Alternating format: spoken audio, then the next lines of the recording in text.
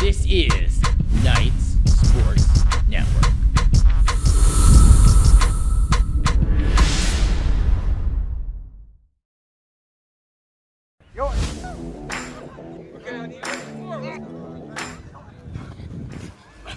Ball.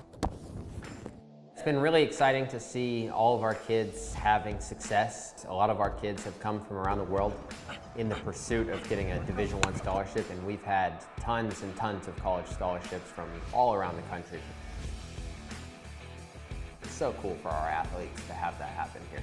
Clearwater coaches are best, bro. It's literally like, first day I moved down here, family. The way they prep you for each game, week in and week out, it's like taking a test and you already know the answers. They played a big role as mentors on and off the field. Here, we keep it a priority to make sure our athletes are winning, not only on the field, but in the classroom. I think it's pretty awesome, and it speaks for itself that we can get students from Italy, American Samoa, Germany, Norway, Spain, academically eligible for the next level, and we do that all here at Clearwater Academy. It definitely prepared me well for college. The teachers give you great one-on-one time. We have a really good academic program, and it helps you get to where you need to be in order for you to go to college and go to the next level. First day I moved down here, like boom, offer. And it was like wait, what? I've signed with the University of Pittsburgh, Indiana University, Western Carolina University, Boise State. Before I came to Clearwater Academy, I had 0 offers. How many offers do you have today?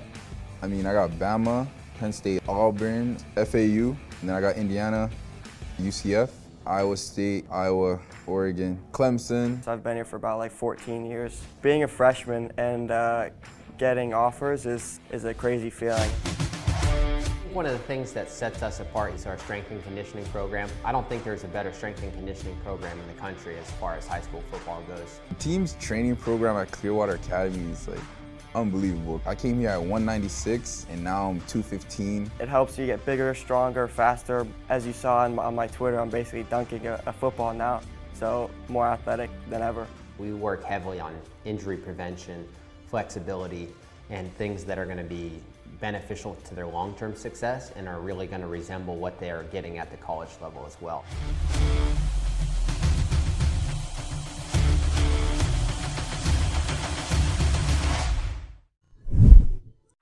A bit smaller than I remember a Joe being. There's a Joe. There's a Joe, gets up the field. Back set. And the handoff to Brendan Barrow, makes a cut, finds a little space. Oh, and he's gone. Brandon Barrow, touchdown night. It is going to Joe's way, and he's in there for the score. Kicked off. Oh, he's got some space. He's got a little space. He's got a block downfield.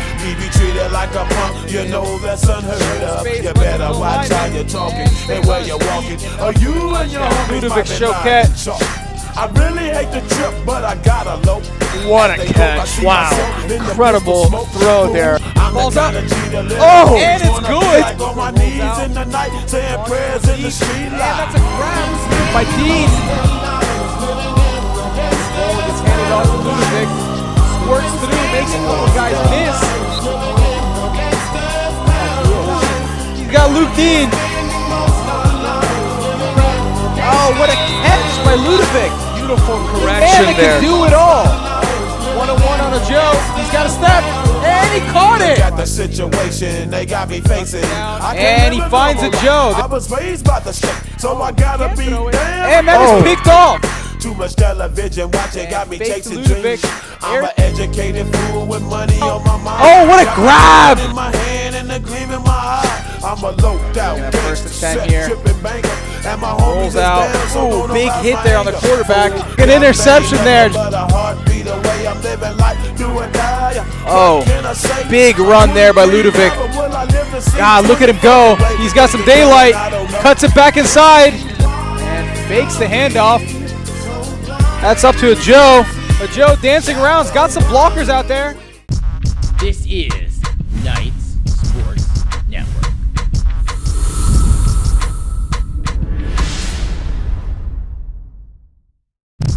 This is Knights Sports Network.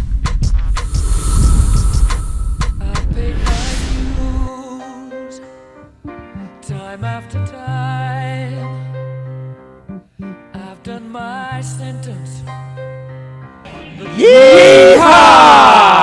Howdy, cowboys and cowgirls. We're coming to you live from San Antonio, Texas. Handoff is to John Carrington, and it was very well defended by Devontae Turner. Say what it is, right? General Booty passing to big pass. He might go all the way. He loses the ball. He got it. Knights. He got it. Knights recovered. What a play! We need a replay on that. No way! That was insane.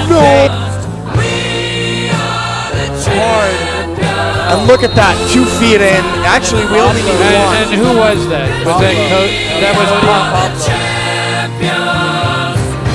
Here goes Luca. Oh, wow. Luca's Another big play.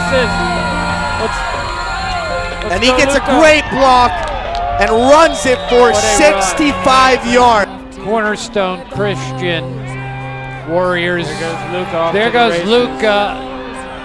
Wow, Big he has run some by wheels. Luca. Woo! And 4. Hand off to Ludovic. Here he goes. Big And hole. Touchdown. Luca looked to run it in himself. For the Warriors from their own 42-yard line. Wow. Hand off again to John Carrington. Great pressure. Hand off again to Ludovic. And he breaks the tackle. he's still going. Oh, Touchdown. 47-yard line. Wow. Oh, The ball is loose. And we got it. The beat Does he get a flag over that? The pass is to Ludovic. touchdown. That's a touchdown night. General Booty looking for Is a hit. What a hit. a trick play. Let's get this pick. Oh, let's go. Picked off by the Knights. Oh, yes. He's off. He's done. Gone. This is a touchdown, boys. Gone. There ain't no one catching him, boys. I think this is going to be First and yeah. goal. Touchdown, Jared Wayne. His last name's Booty. Absolutely. That's amazing. That is a pick for the Knights. This game. Pablo Araya with the pick. Ludo is right in there. yeah. What a hit. That is a hit. Outstanding performance by Devontae.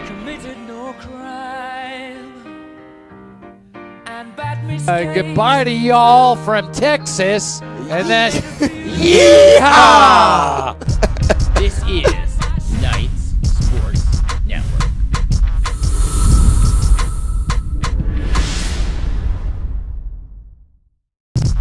This is Knights Sports Network.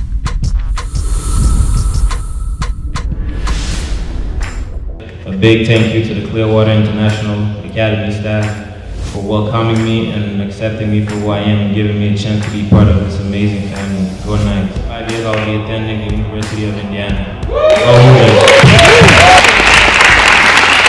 Like and Curvins, and we played high school football in Clearwater, Florida. One's a little bigger than the other one, but they both can run. And CO, I don't even begin to attempt to pronounce his last name. Good luck on that one there. CO is a guy that's actually from the American Samoan, and he's from Australia, but he goes to school in Clearwater, Florida. And just love that kid. He's big, 320 pounds, and he's strong, and just a great young man. The Clearwater Academy Knights have been getting tons of interest every day. Yeah, I think we had on some days we had 9 to 10 or even 11 schools. All in one day. All in one day. It's actually more than some of the top elite high schools in the country. We always say here at Clearwater Academy that greatness is the standard. So for the next generation, you guys are the standard. I will be signing with Bethune-Cookman University. Jurgen, I have a text from Jan Stenerud, who is one of the greatest kickers ever in the NFL, and he gives greetings to Jurgen and welcomes him to Kansas. Last but not least, I want to thank the coaching staff for making me a better person on and off the field, and especially Coach Jesse, who never lost hope in me and brought me where I am today. For the next 4 to 5 years, I will attend the University of Rhode Island. And again, Jared Wayne from Clearwater Academy International down in Florida. And when I look at our class, he's one of the more mature guys, in this class. When you talk to this guy, it's like he's 28 years old already, and you're like, really? He's great student athlete, and we're excited to have Jared. There was no way I could go to college or anything until I met my head coach, Jesse, and the staff at Clearwater Academy. I was never given an opportunity. This place gave me that opportunity. Thank you to Clearwater Academy. And I truly am blessed to say I will be spending my next 4 to 5 years on a full scholarship to Western Carolina University.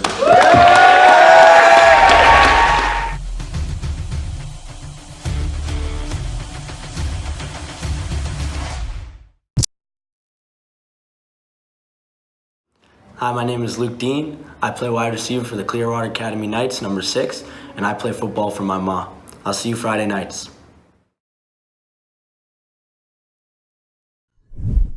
Nice snap. That is Ludovic Choquette. I think he's gone. He may be gone. Touchdown Knights. Play action. He's got somebody. That is one Williams.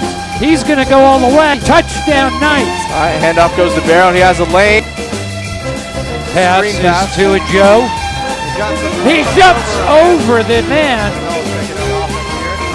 Give us to Ludovic. And he's gone. He may go all the way. It's a foot race, and Ludovic is going to win that race. Touchdown. The give is to Brendan Barrow.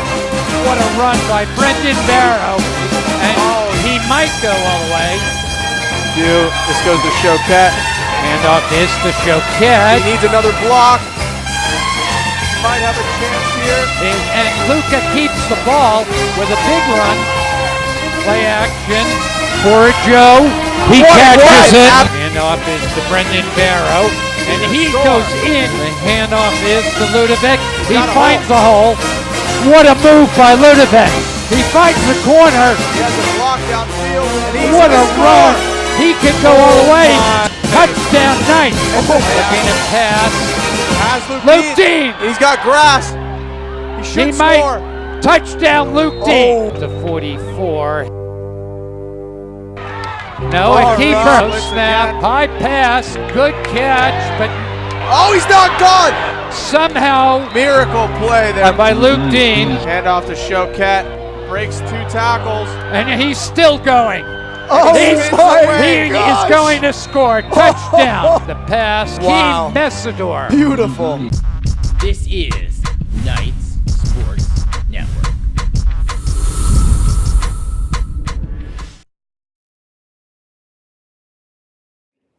Hey, my name is Warren Williams. I'm number 7 for the Clearwater Academy Knights.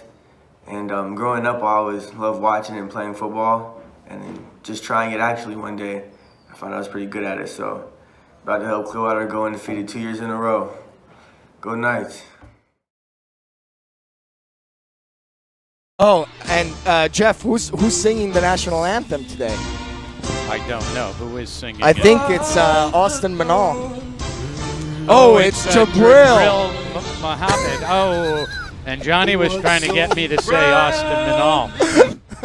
Whose broad stripes and bright stars through the perilous fight o'er the land of the free and the home of the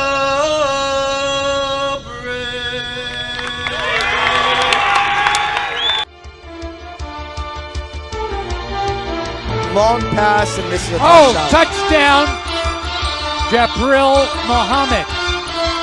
So not only can he sing, he can make touchdowns. Yeah.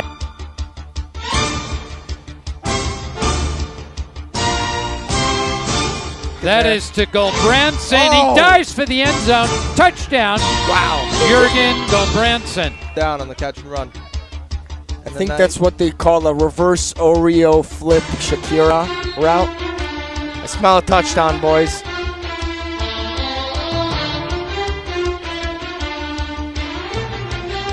And AJ is breaking loose. Touchdown, Austin Manal. What a play. Nice screen call right there. Oh, and a muffled punt. Looks like it's a safety for the Knights. Nice. Handoff goes to Branson. Makes one miss. Wow. Great Jurgen keeps going. Touchdown, Jurgen Gulbranson. What a run. And 10. Handoff is to Ludovic. He's gone. He's going to go all the way. Ludovic Choquette. Touchdown. That's Jabril Mohammed dancing with the cheerleaders. Man, he's a dancer, singer, touchdown maker.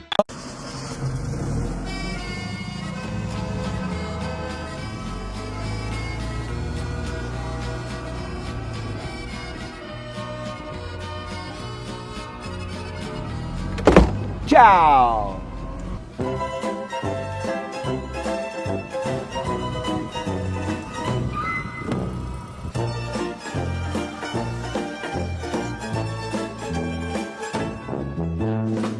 This is the world's smallest raffle. So the reason we're doing this raffle at all is to fund the next phase of our expansion. Here, file this for me.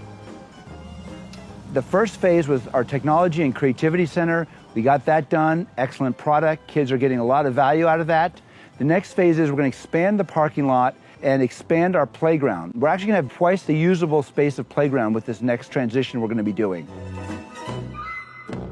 One of the things about the Fiat isn't that it's just a funny old car. This is actually a collector's item.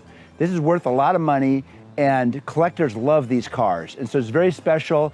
Anybody who gets this is going to be so happy.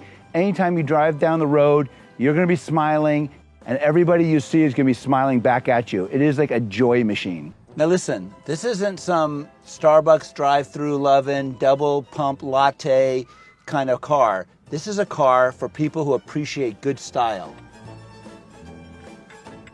Right, guys? Certo. Mi ricorda i tempi di Ibiza 1970. Quattro in macchina. Discoteca. Andando in spiaggia. Oh yeah. Oh yeah.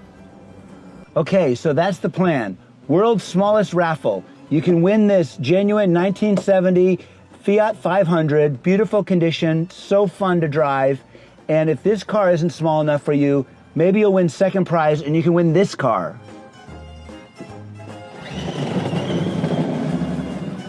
Anything you can do to help support Clearwater Academy is so valuable. We're really on a mission to create the ideal school for the entire Tampa Bay area. At Clearwater Academy, we've got some of the best kids on the planet, and I really want to do this for them. It's going to give our kids a lot more space to play and a much better situation for PE and outdoor activities. So we'd really appreciate as much support as you can give us on this raffle. Get as many tickets as you can. It's for a great cause. And to get your tickets, you can either just contact anybody at the school, call reception, or go to this website here and sign up and buy your tickets there.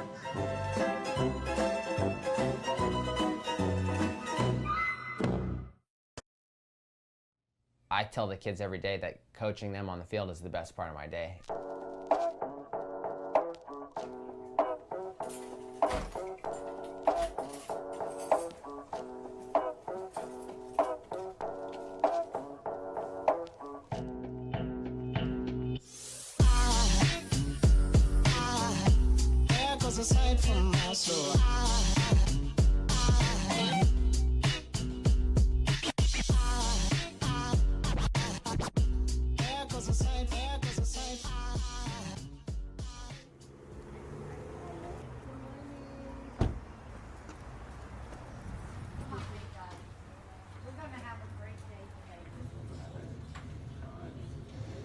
The football program is such a level of professionalism. When I see that we're doing the right thing, we're creating the right culture, coaching the right way, we have the right, player ethics involved and things like this, and then I see as a result of that, it adds up to wins, and that's what's very satisfying for me. To be honest, football means everything to me. This is Knights Sports Network.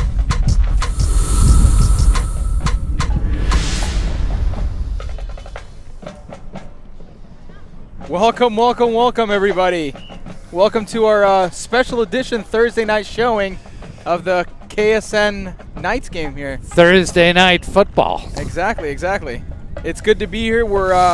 We're outside Delray Beach, Florida, where your Clearwater Academy Knights will be taking on the Atlantic Eagles. All right. Yeah, and I'm here with Jeffrey Feldman on the camera tonight. We've got Jace Kitts, a.k.a. Little Beard.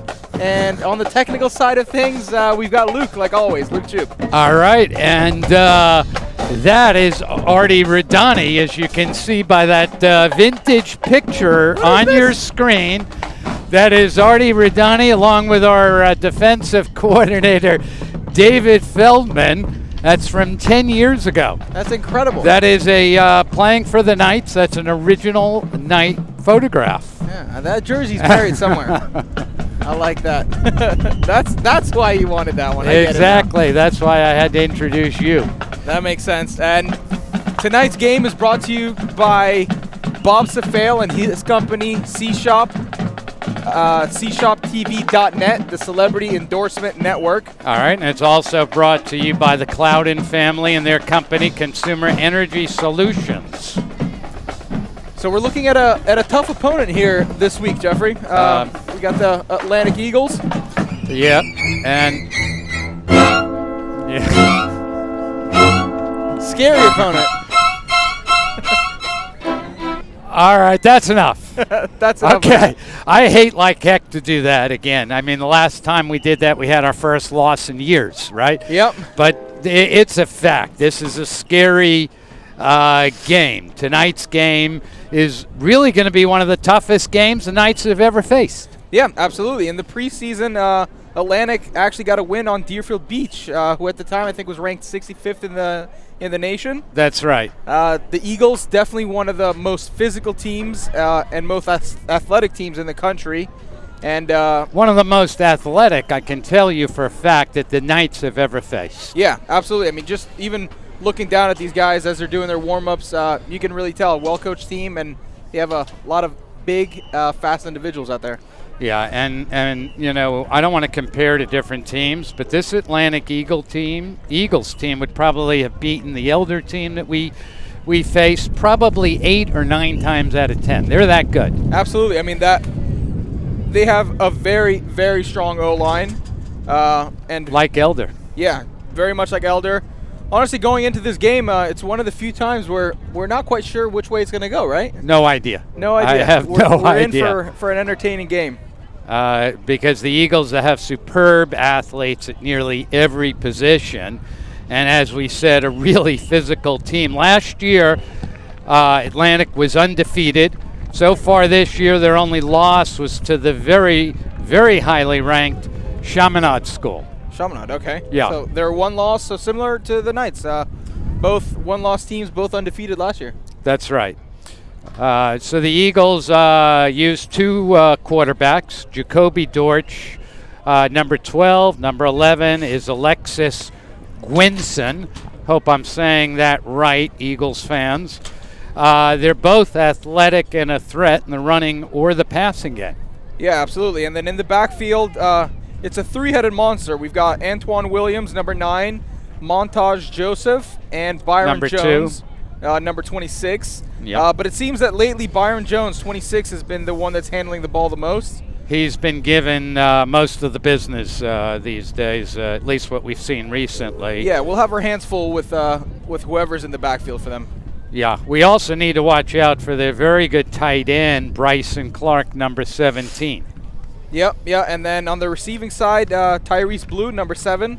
Very talented wide receiver. Yeah, I wonder if people remember that Super Bowl. I think it's 2008. It's the famous or infamous helmet catch, depending upon whether you're a Giants fan or not, by David Tyree in the final 2 minutes. Why don't you show us that play?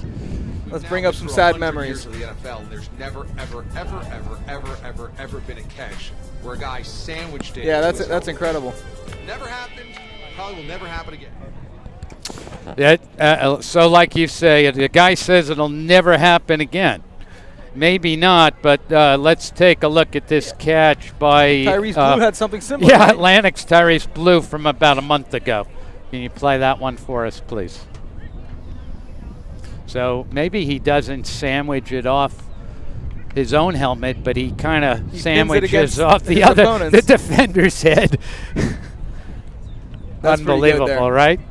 All right. Yeah, and I hate to keep going back to Elder, but a couple of the big differences that you guys will see tonight against a tough opponent is this team has a really, really strong defense.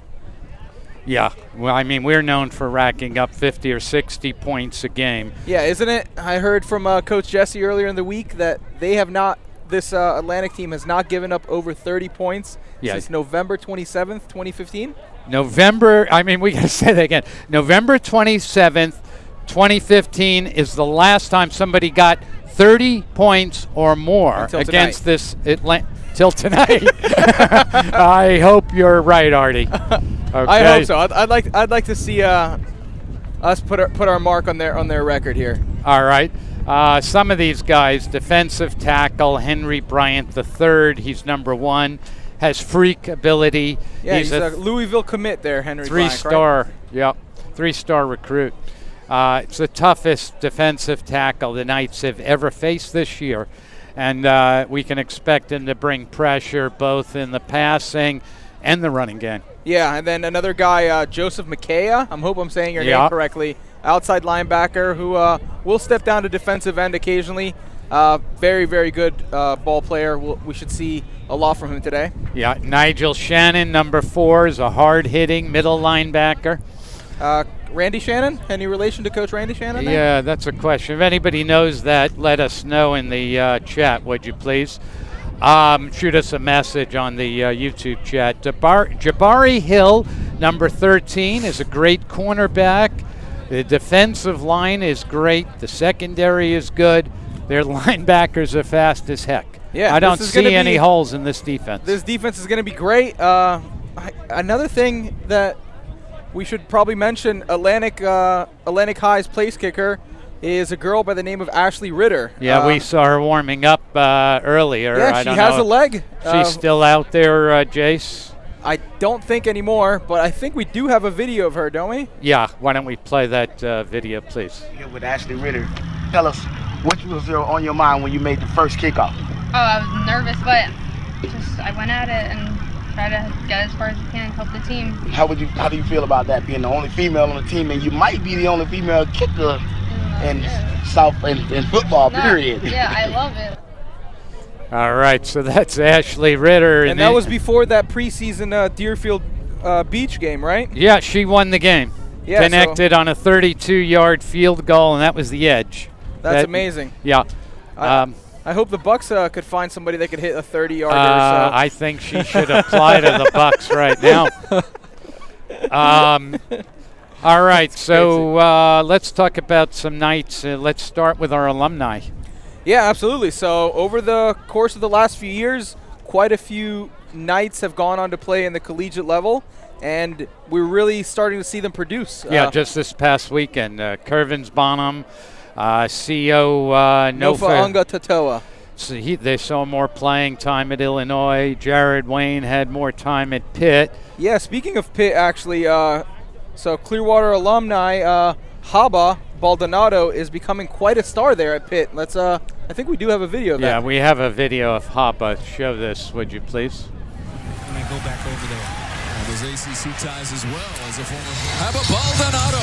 And that will be a sack. Baldonado, the Italian from Rome, Italy. Only played 1 year of high school football, and that was in the United States down at Clearwater Academy International. 30 and a half sacks as a senior there in Clearwater. All right, so the announcer mentions he got 30 and a half stacks while playing for us. So it's no doubt. I mean, we're not surprised that he's doing this. No, absolutely. I remember when those numbers were coming around that he had 30 and a half sacks. People almost thought it was unbelievable, right? People thought that we were stats. joking about that. And that is, yeah. He's a very talented football player, and now I do believe he leads college football freshmen in sacks, right? Yeah, he's becoming a real force to be reckoned with. Now, current college interest continues to pour in at Clearwater Academy. Just this last week, Wesley Bailey received scholarship offers to UCF and Eastern Michigan. That's on top of his offer from Illinois last week. Absolutely, and one of our favorites here at KSN, Johari McGregor, got an offer from Virginia and Washington State, paid a visit during the week as well. Right, and during our last game with the Ackland Wildcats, 2 college coaches, Jeff Scott, the offensive coordinator of Clemson, and the D-line coach from UConn, Dennis Dotton Carter, were in attendance and watching. Yeah, absolutely. These guys are really excited to take a look at the players that they have coming at their schools and maybe recruit a couple more. Absolutely. Now, speaking of that game, that last game, the Knights beat the Ackland Wildcats by a score of 62-0. If I'm not mistaken, and I'm not really sure, but I believe we scored on every single drive. Does that sound right? I think it sounds right. Maybe we had 1 turnover? I think that's the only time. I don't think know. we ever punted or a drive ever stalled out on us. Right. There were so many great plays from many different players. Aiden had an interception that game. Yeah, Aiden had a big pick, so we weren't joking about that. Sasha thought we were kidding about the pick 6 the week before. Yeah, the week before that was all in jest, Sasha. Yeah, but it really did happen last week. The KSN Player of the Week was Luca Stanzani. He had an amazing 6 touchdowns, and this is now his 2nd consecutive game with 6 touchdowns. That's incredible, yeah. This is ridiculous. Yeah, it was a great game. Honestly, we debated a little bit who to give the award to, but we don't have the stats in front of us during the game. Now that you're telling me 6 sacks or 6 touchdowns, I'm glad we gave it to Luca. Absolutely. Let's see the highlights from that game, please. Yeah, absolutely. That's it. I'm right chip on. And it's going to be an onside kick, beautifully kicked. When the Knights have recovered. Immediately hand off to Brendan. Oh, and it's a Barrow. He reversed to Joe's throwing the ball. And Luca's down there. And Luca catches the ball. No way. What a play.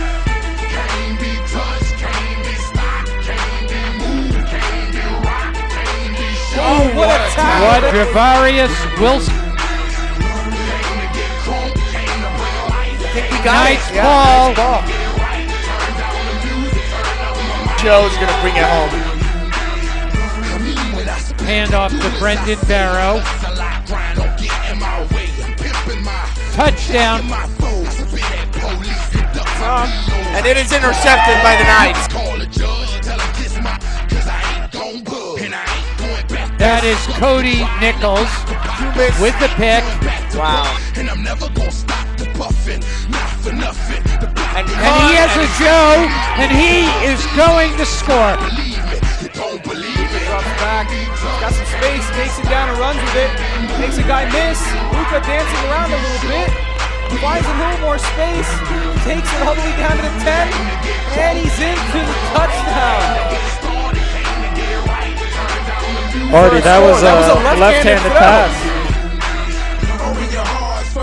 Throw. Picks off Aiden Zaban. Aiden Zaban with a pick. Deep to Ludovic. And he is gone. Touchdown, Ludovic. It was intercepted by the Knights. Brendan Barrow with a big run. He's going to go all the way. Touchdown, Brendan Barrow. KSN fam out. This is Knights Sports Network. Yeah, so overall, they're a great game last week. Unbelievable, huh? Yeah, it was good to see, but a week has gone by, and the going does not get any easier, that's for sure. No, as a matter of fact, we got tough games now from here on out, including tonight.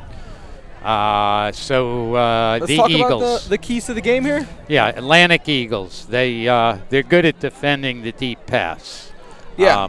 So we'll probably look to keep it on the ground quite a bit. I think we'll probably look at shorter passing and screens. Absolutely. We've hit a Joe on quite a few occasions here on those screens.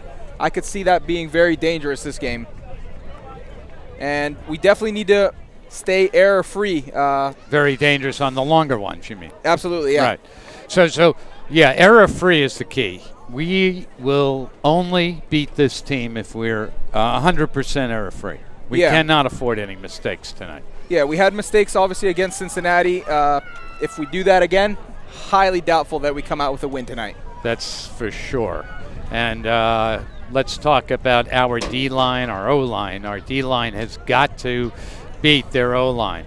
Our O-line has got to beat their D-line. Absolutely. This game will be fought in the trenches, and it'll be difficult for Luka to have much time. So we're going to look to probably run the ball quite a bit. Ludo should get quite the workload, and we may see some empty backfield with a few screens sprinkled here and there. Try to get the defenders a little bit more hesitant, not rushing up the field quite as fast. Right. I understand some interesting runs were planned tonight, but I think that involved a two-back backfield, but we might not see that anymore as probably only Ludo will be in the game as a back unless somebody else steps up as a back. I don't know the answer to that. We'll see. Yeah, I'd like to see Luke Dean back there. We've seen some runs from Luke Dean, certainly from the slot position, so it'll be interesting to see how that pans out. In the passing game, Luka's going to need to get rid of the ball quickly. They have a fearsome pass rush. Absolutely. I mean, he tends to inherently get rid of the ball quickly unless he can buy a little bit of time with his feet, scramble around and find something deep. That's really the only way I see it happening. I don't see this defensive line, giving 3-4 seconds to Luka to sit back there. Now, on the other hand, if we're very successful with the short game, with our runs, our screens, and the defense starts creeping in, who knows, maybe the long passing game could open up. Yeah, we could see somebody sneaking around if their cornerback or their safety, his eyes get in the backfield a little too early. We had that, fake screen and a deep pass to a Joe, I think a couple weeks ago. That was ran fantastic. It last week too. We could see that coming back this week. Yeah. All right, so the keys to this game are, as usual, starting fast.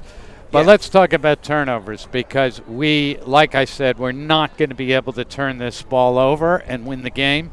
Absolutely, and hopefully we can recover a couple of onside, steal a few possessions, and otherwise, a fumble recovery or or some interceptions. In any event, we got to be, as I said, error-free. We have to execute the game plan to perfection, and finally make sure that we're playing some Knights football. Yeah, I didn't think we played Knights football in Cincinnati. No, I agree. We have to play Knights football tonight.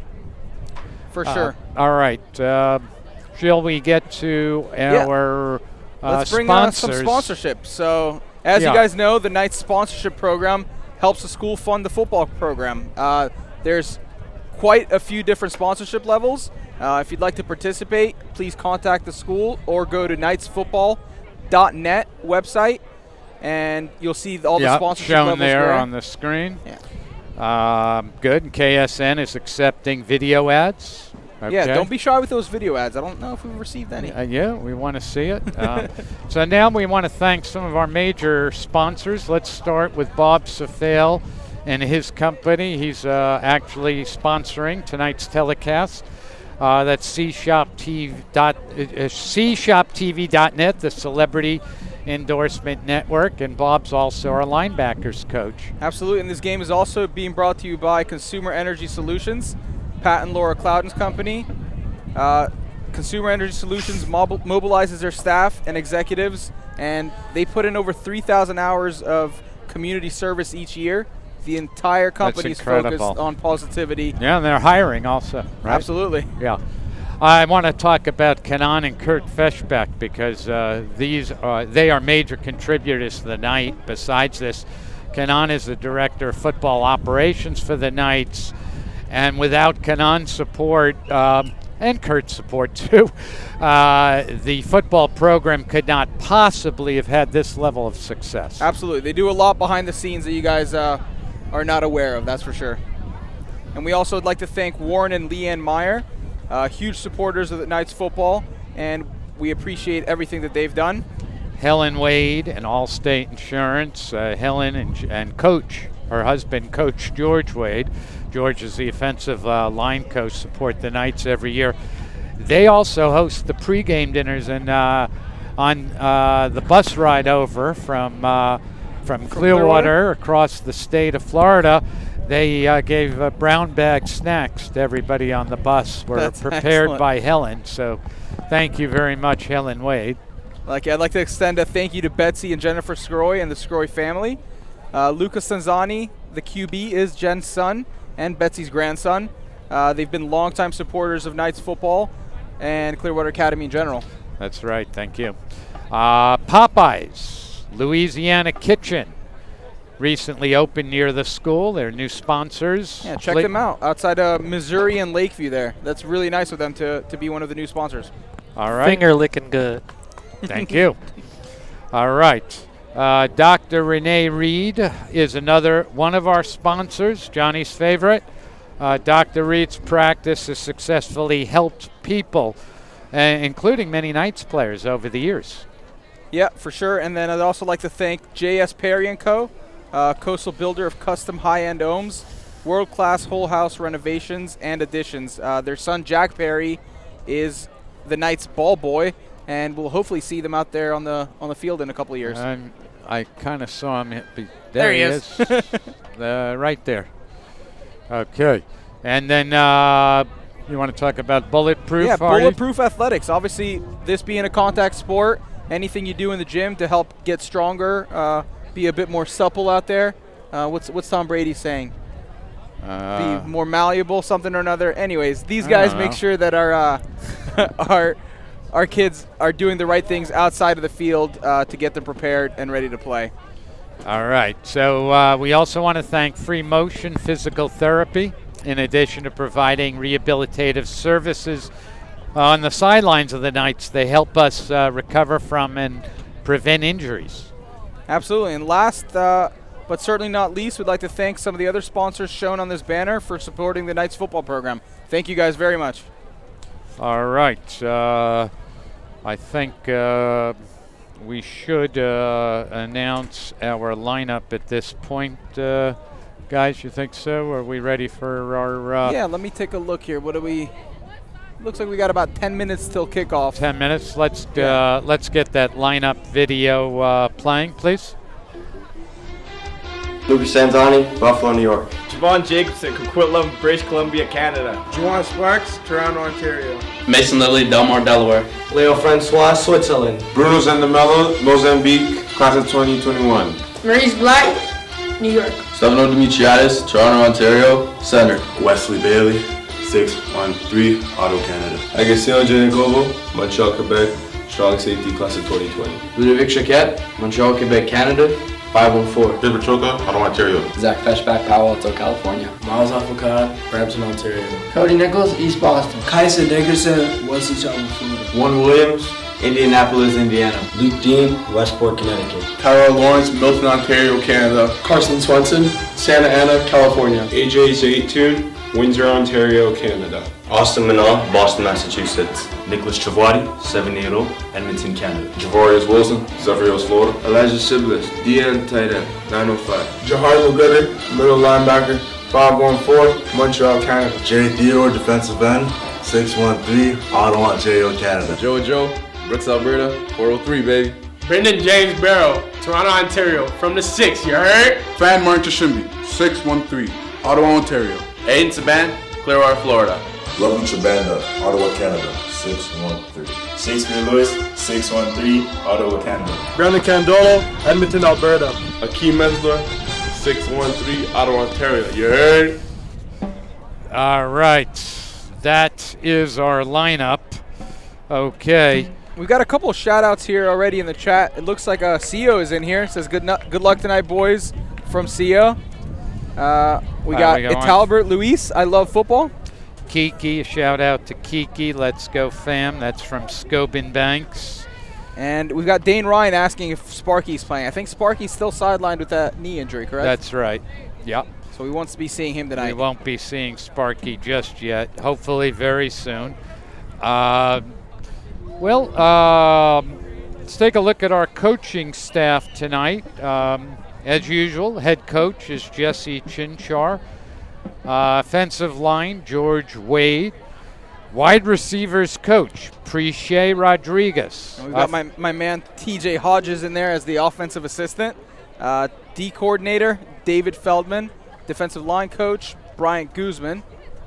And then linebackers coach is Bob Safale. Defensive backs coach, Tristan Bowling. And the offensive assistant is Matt Fleming.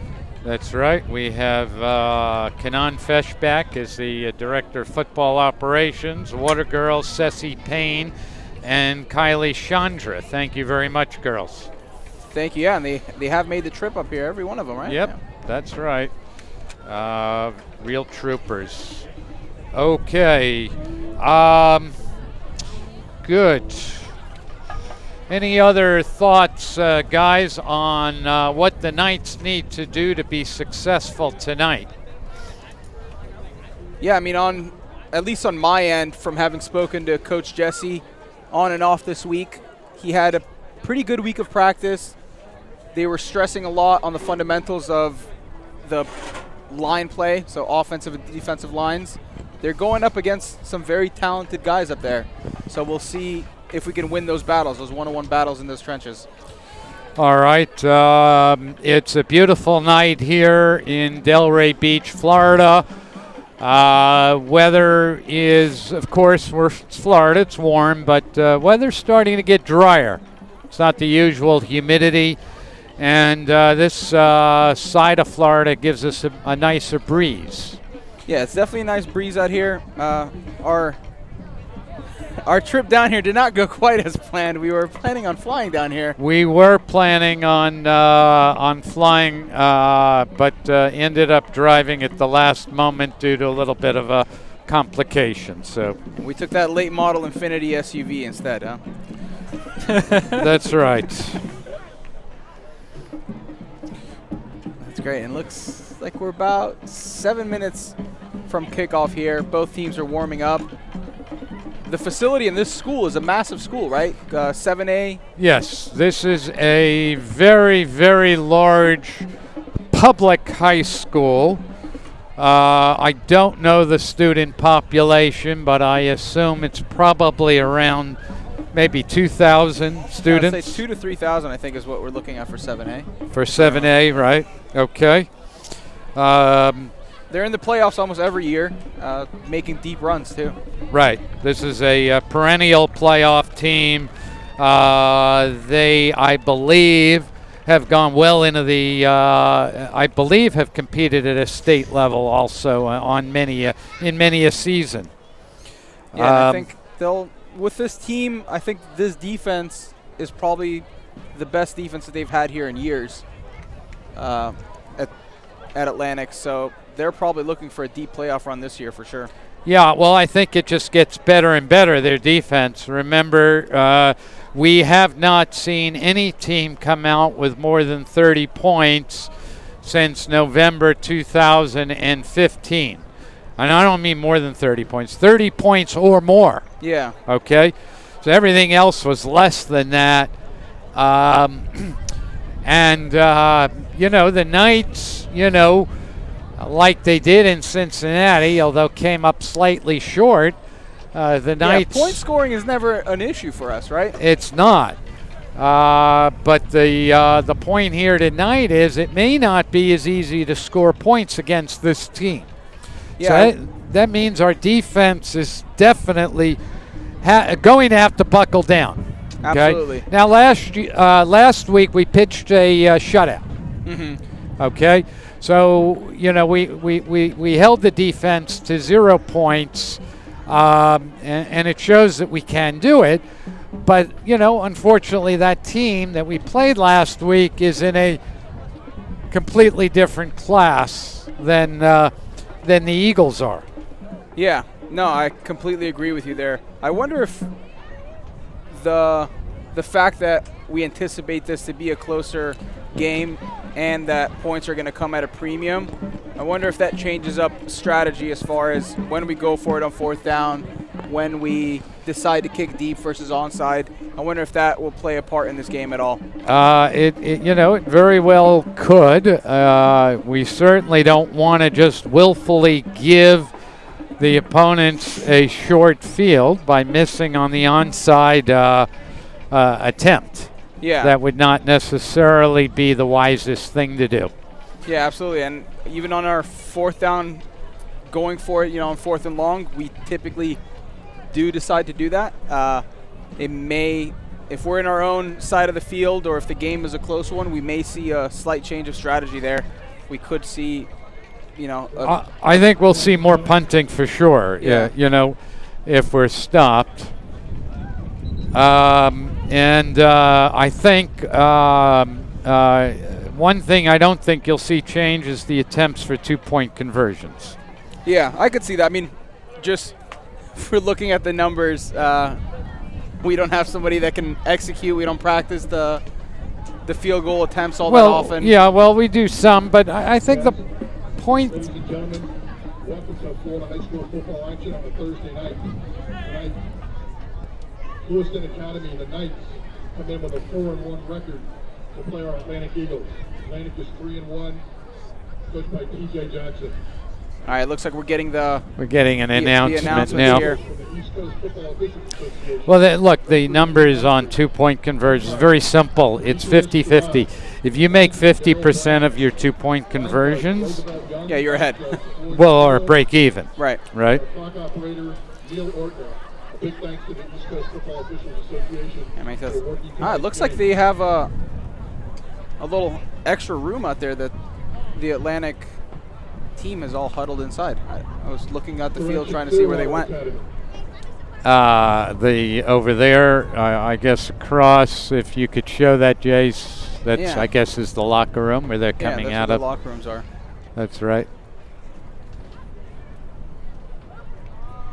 And I'm assuming at least a few people made the drive up here, but the opposing bleachers do look bleak. I'm thinking that anybody that did make the drive is sitting below us here in the main bleachers. That's right. And it's quite the facility up here. We're sitting, probably 30, 40 feet here above? That's right. We have a great view of the game. We should be able to get you some pretty good pictures of the action. Tonight, our colors will be presented by Atlantic Zone JROTC color guards coming from the south end of the stadium. At right guard will be Cadet Private Brailford, carrying our U.S. flag, Cadet Command Sergeant Major Retread, carrying our state flag, Cadet Captain Stanley.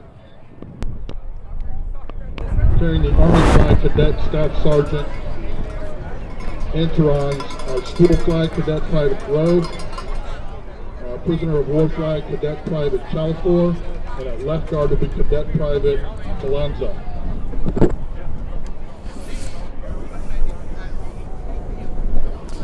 All right. I got a little panic attack. Jeff stepped away from me, and I was like, oh, not this again. Just left here all make alone. sure we can hear what's going on the field so they can hear the field announcements too. I'm just saying. I think we're waiting the coin toss now.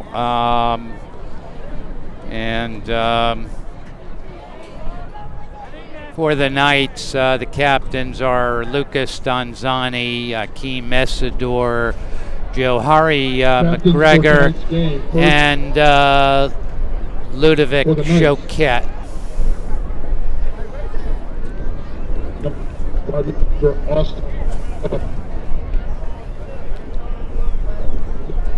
And we got Artie on the chat. Did you point that out? Artie's sitting right next to you. I mean, Argie, you know I mixed that up. We got a Radani here announcing. We got a Radani on the chat. And you have a Schneider on the camera. No, but we have a Schneider on the chat. Schneider's in here. Number 7. Like that. Senior wideout Tyrese Blue.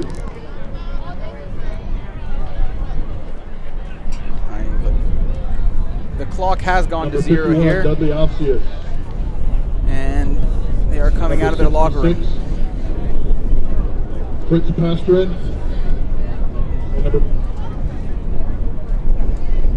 And Johnny's trying to pump us up here with his comments. What? He goes, feels weird to be on the receiving end of some great broadcasting. That's a pump. Thanks, Johnny. And Argy says those pants are something else. I'm not sure what that means, but he means the pants of the opposing team. Oh, okay. Clearwater Academy will receive to begin the game from the south end.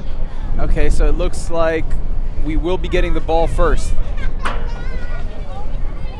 All right, and now the Atlantic Eagles are preparing to take the field.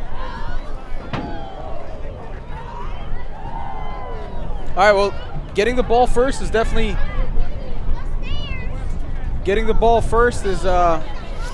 allow us to I was going to say it again. I was going to say, and the Atlantic Eagles are preparing to take the field, but he reacted. Well, this is a Knights broadcast anyways, Jeff, so. I understand, but I want to see who we're playing, don't you? Jeff, that's like going to a golf tournament and Tiger's there and not walking with him. I understand. You're right in some ways. But we do have some Atlantic Eagle fans on the, already seen one on the chat, so Atlantic Eagle fans, you are welcome. We appreciate you watching. Virgil Williams in here. Eagles all the way. I like that. Yeah, we got the band right next to us. Let us know in the chat if you guys are hearing a lot of external noise. The band is obnoxiously close. Yeah. But they are good. This is the first time we've heard them play.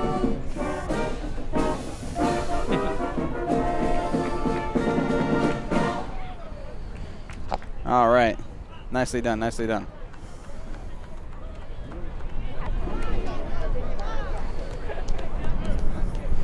All right. Atlantic Eagles have taken the field.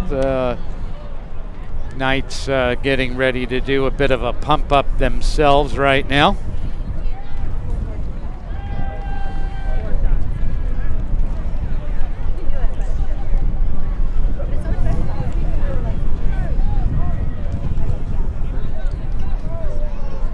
And now, please rise for the playing of our national anthem. All right, so we have the national anthem now. Please rise.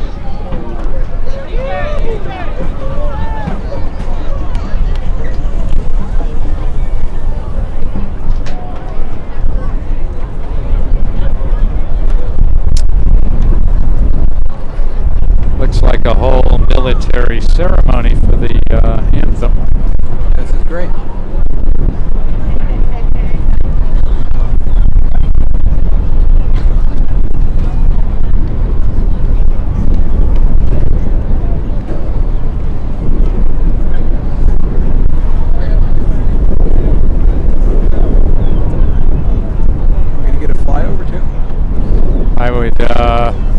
I'd hope so. If we'd flown here, we could be flying over right now.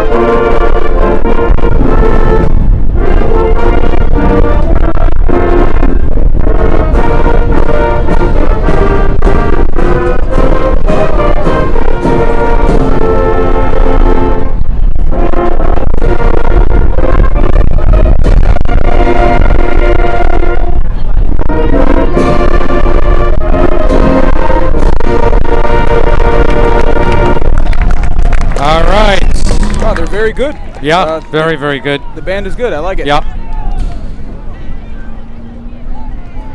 All right, guys, some last-minute thoughts before I say that this game is also brought to you by cshoptv.net, the Celebrity Endorsement Network.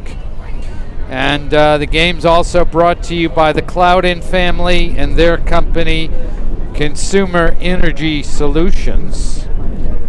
Any last? Apparently the wind is quite audible. We're hearing from Argy. Thanks, Argy, for calling the broadcast. I'll tell the wind to calm down a bit. That's what he suggested. All right. Like I said, we are sitting quite high up here, and it is breezy. Yeah, it's nice for our comfort levels. We do apologize if we're picking it up a little bit on the stream. Right.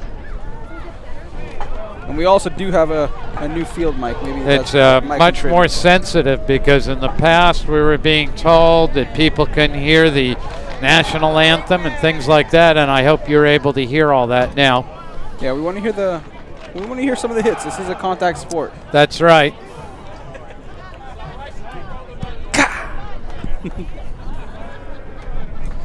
Yeah, as a matter of fact, the microphone is so good, you can hear the Knights from here. Hopefully you guys hear it at home.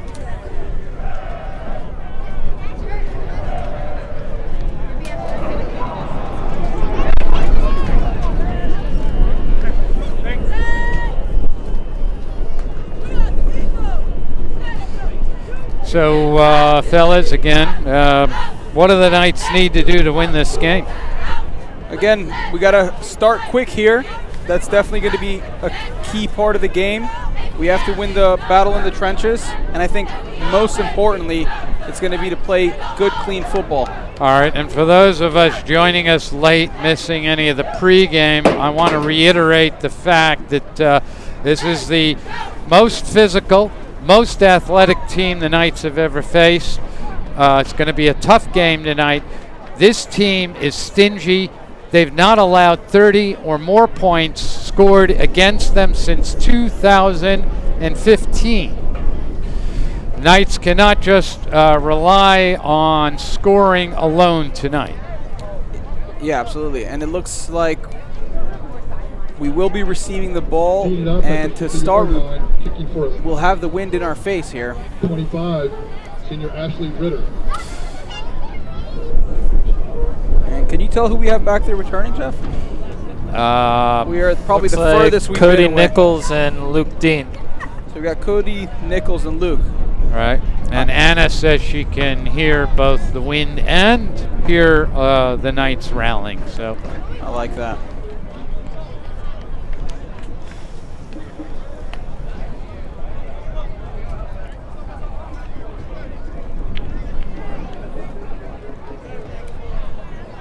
I'd be very excited to take this one to the house. Really start this game off right. You know, that would be quite interesting if that were to happen.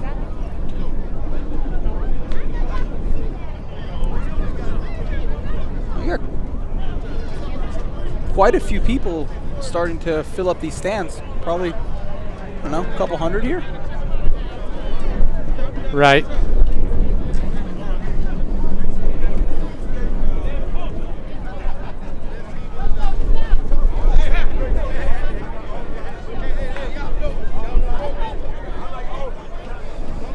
All right, whistle is blown. Getting ready for the kickoff now.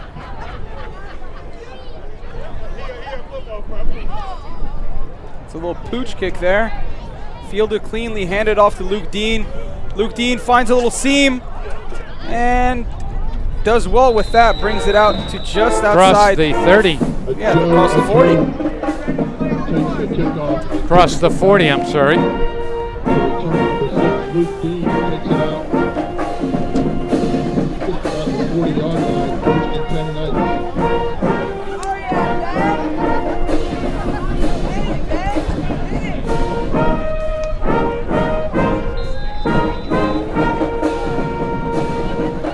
So somebody's letting us know here in the chat, Jeffrey, that the Eagles were the state runner-up in 2017. I appreciate it, Shakima. Alrighty, empty set here.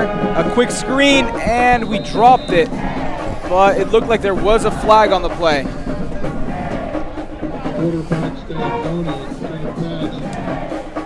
Alright, let's take a look.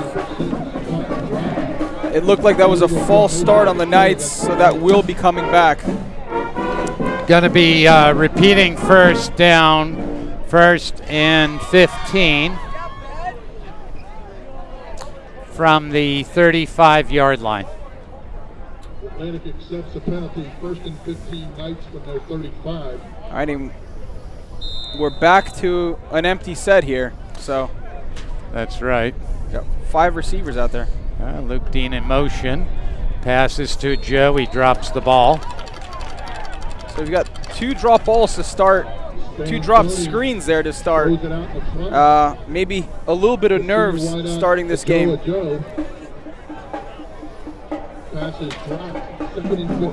We'll look to clean that up. Hopefully we don't see that again. That's right. 2nd and 15 from the Knights' own 35-yard line.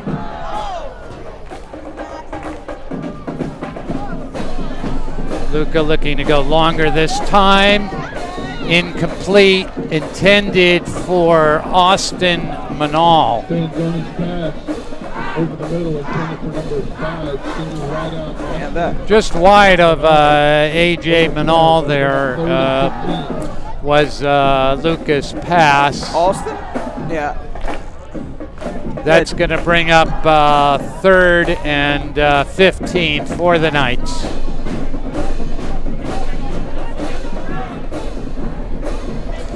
Handoff is to Ludovic. He is stopped cold at the line of scrimmage. That will bring up 4th down. Yeah, that was Antoine Williams there on that stop, I do believe, right? I did not see. I don't know. I saw number 9, but number 9 But you plays can running already back. see that this is a very good defense.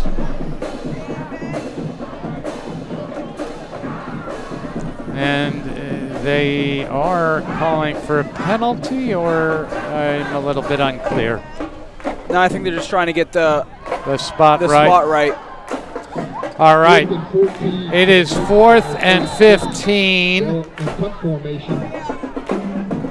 And we're lined up like we might go for it, but I'm assuming Luca was going to punt this away. We'll see. Yeah, we'll see what happens. And he is punting it. That's a decent punt there by Luca. Hopefully we right. get a good roll. A little bit.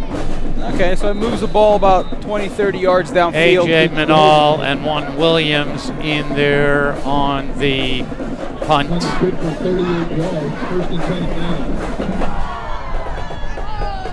But a decent punt all around. We've pushed the Eagles back to their own 25-yard line, where they will have 1st and 10.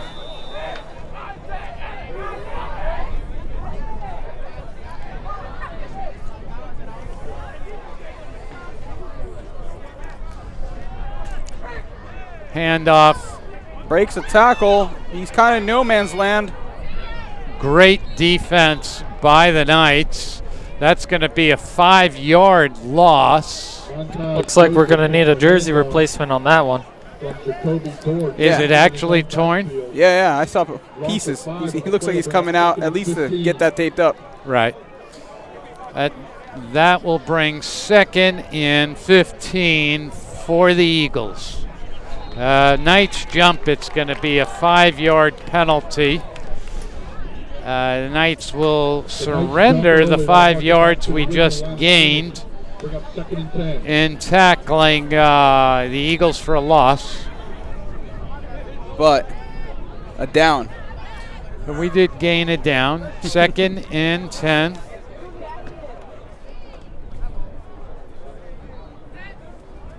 Fakes the handoff.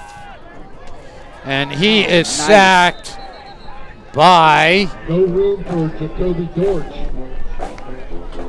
That's Jerry Theodore on the sack. Nice to see Jerry in on that play. Big sack for Jerry Theodore. Correction number 56. Yeah, that's great. It looks like up front we are getting quite a bit of push, at least defensively.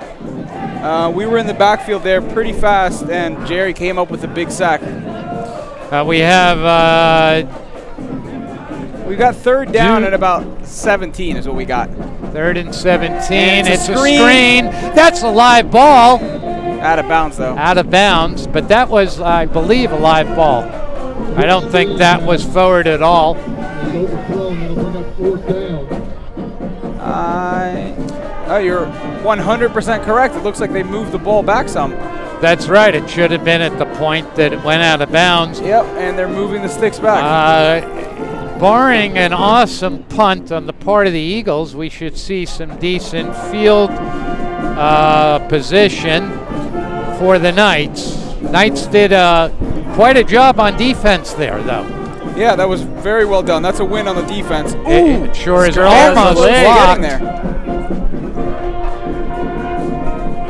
And wisely waves everyone down. And that was Shakespeare Lewis back there, I think. But still, the Knights will have very good field position. Yeah, it looks like we're going to be on the 45 of the Eagles, right? It looks like it. Yes, they're spotting the ball on the Eagles' 45-yard line. Knights will have 1st and 10. Diodani Candolo says, go Knights from Edmonton, Canada. All right, let's see if we can make something happen with the ball here.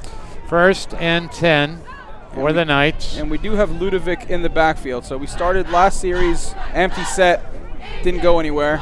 I would see a handoff here. Handoff is to Ludovic, and he does not up. make it to the back to the line of scrimmage. That is a loss of 2 yards. So senior running back number 9, Choquette. And I think that was Bruce Adler was in there from the defensive end position and really bottled that entire play up. Yep. 2nd and 12. Another handoff to Ludo. And again, he is bottled up for no gain. That time just barely got back to the line of scrimmage. 3rd and 12 for the Knights. No gain, 3rd and 12.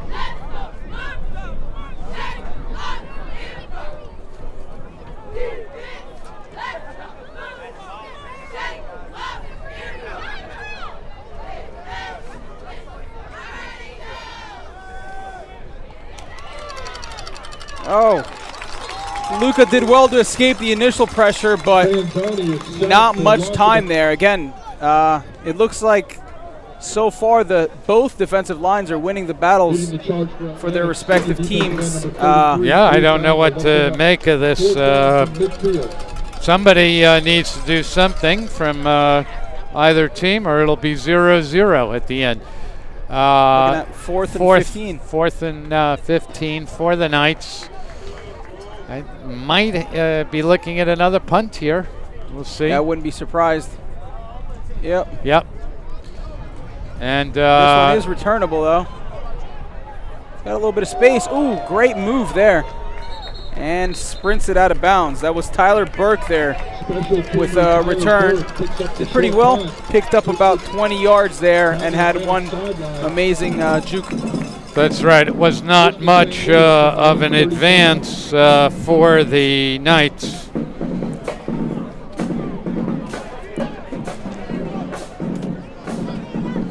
Because they started where at the 50 and they got it to the 35, so we're talking 15 yards.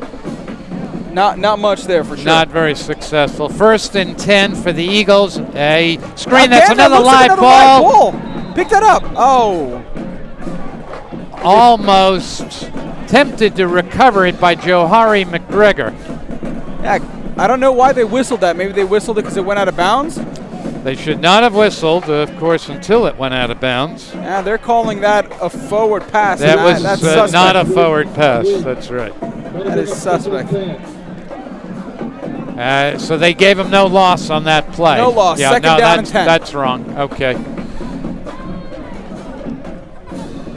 And we've got a handoff here. A little bit of space. And that's number 17, a very, Bryson Clark there. Very good gain. Yeah, I think these numbers are wrong. No, that is Bryson Clark. Bryson Clark, their tight end / linebacker, Bryson Clark on the handoff? Well, yep. I don't think so, but okay. I'm sure it is. Big tackle. Big tackle by Akeem Messidor. What a play by Akeem. Joseph tackled in his own backfield for a loss of a couple. They got 4th down for Atlantic from their own 41. That was great, and that'll be bringing up 4th down. That was a 4th and 5, and I think we are forcing a punt again. Yeah, absolutely. So the defense gave up one little play there on the nice run, but came up big on 3rd down, and we'll be looking at another punt here. Jonathan says, go Zebras. Well, you know what to make of that. I think he's saying go refs on that missed call. Ooh! Is that almost blocked? Got to that one. I don't know if it was blocked, but that pressure definitely had an effect on it. And was taking a Knights bounce, and the Eagles were kind enough to stop it from advancing. Was taking an Eagles bounce, you mean? But yeah. 1st and 10. No, that's what I meant. Yes, an Eagles bounce. The Eagles player should not have touched it. Exactly. That's what I meant.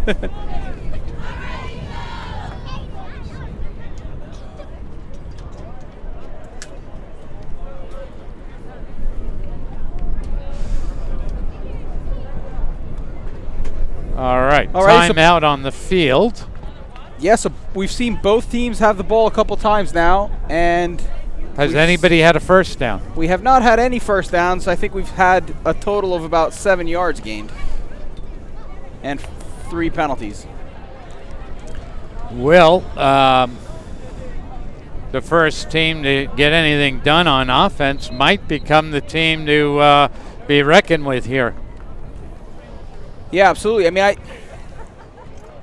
I think I liked what we did that first series better. We had a couple drop passes on those screens. I want to go back to those because there was room there. If we could make a clean catch and turn that upfield, there was definitely space. Yes, seemed to be nothing doing with the handoffs to the running back. Seemed to be nothing doing up the middle. Yeah, so it looks like we're back to 2 running back set here. Handoff is to... Oh, that's a good run for about 9 yards there. That handoff that was lovely was to lovely Chibanda. I am shocked. I didn't know that we were going to be using him as a running back. He normally plays, yeah, I mean, he's a it was a great run. 8 yards, 2nd and 8 for the Knights. Handoff to, a fake to Lovely. Ooh. A pass over the head of Ludovic. Wide open in the middle, and we missed him. Oh, man.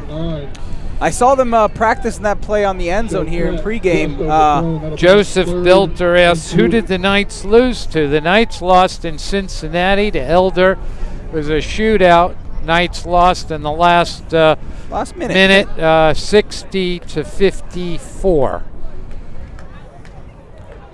Alrighty. 3rd and 2 for the Knights. Handoff to Lovely. He's looking to turn the corner. Ooh. And there is a flag. This might be a holding on the Knights there on those stretch plays. That's most likely what it will be. Number 19, that one's pretty annoying because 4th down and about 2 yards is probably go for it territory. Against the Knights.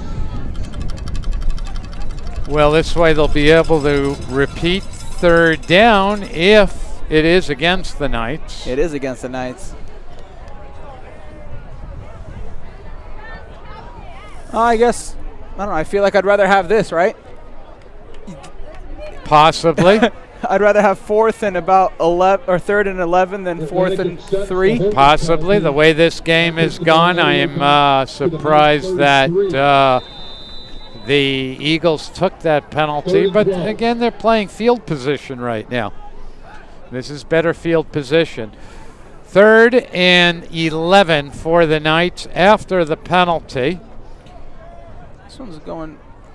Oh, Ludovic has a little space this time. Makes a guy miss, but not much going after that. That's right. The draw from Stanzoni. Atlantic's not having any of it. That'll bring up 4th down. So now we got 4th and 7. 4th and 7. Atlantic junior linebacker Nigel. I would be inclined to punt here if it was my decision. That's right. From the about the 38-yard line, I think. We're looking at a punting situation for the Knights, 37-yard line. And we are punting. And this one sails over the head of the returner. Great bounce. This is a great punt. Make sure we wrangle him up there. Oh, get the ball. What a play. What coverage by A.J. Manal, was it, or Luke Dean? No, that's A.J. Well, you got 5 and 6 there. So who made that tackle? That was A.J.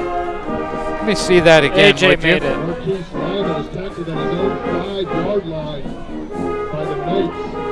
1st and 10 Atlantic. Yeah, it's a great play there.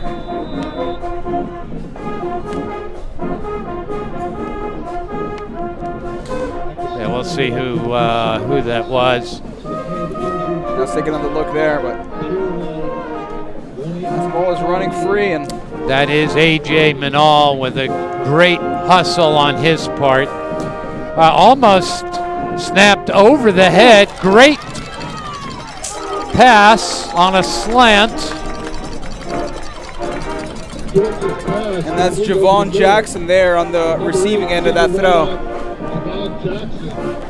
So just when we had them backed up pretty deep there, they hit a little slant pass and took it for about. And that's the first down in this game. 1st and 10 from the 29-yard line of the Eagles. Quarterback keeps it. Scrambles for a couple. I think that was Mason Lilly there on that tackle. Minimal gain there, maybe a yard. Atlantic from their own 32.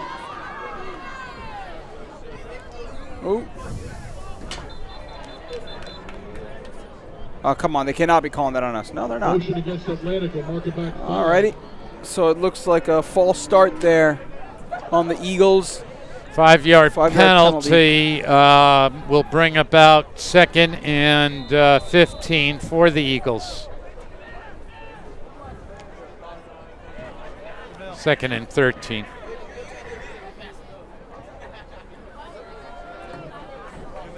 Oh, nice pitch and catch there. Really well covered by Agostino Genukovo, but the ball was perfectly placed. Yeah, and then there was Miles Lafacade there on a pretty big hit. Gain of 10 on the play, Right. 3rd and 2 from the Atlantic 38.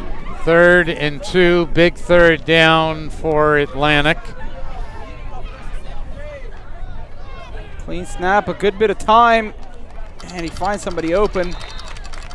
And they pick up the 1st down there. And he was tackled by lovely Chibanda. 1st down for the Eagles, 1st and 10. So the Eagles showing some signs of life here on offense, putting together a drive. That's right. So the quarterback is Jacoby Dortch.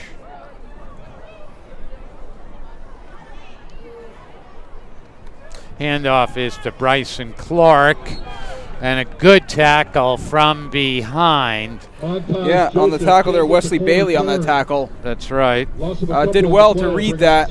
Looked like the quarterback had the option to hand it off. Well, we were talking about Wes in the pregame, and that's why a lot of schools are watching him. Yeah, great play there. Bringing up 2nd down and about 13. Drops back, clean pocket. Oh, he one hops it. Looked like he found a little spot there on a. Maybe that ball might have been tipped at the line. There was a little soft spot in that zone there. Luke was saying it was tipped. I didn't see a tip, but I'll take your word for it, Luke.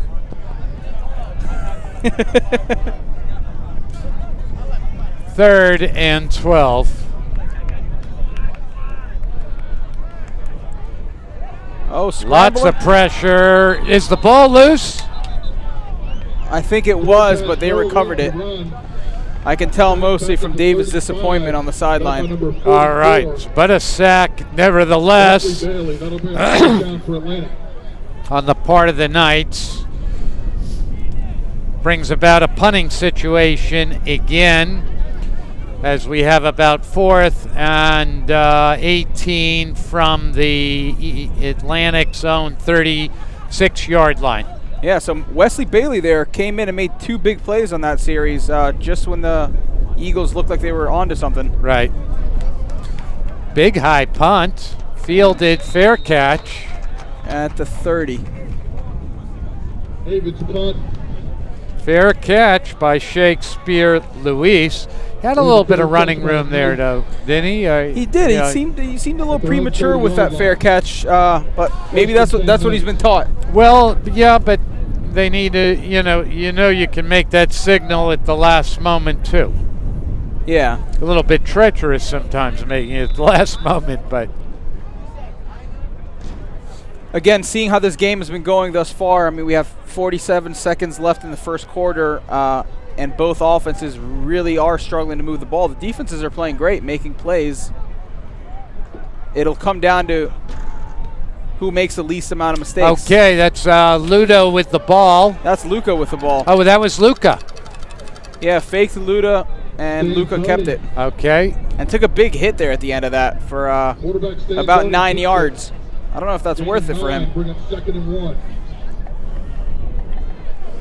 That was a big play. 2nd down and 1 for the Knights.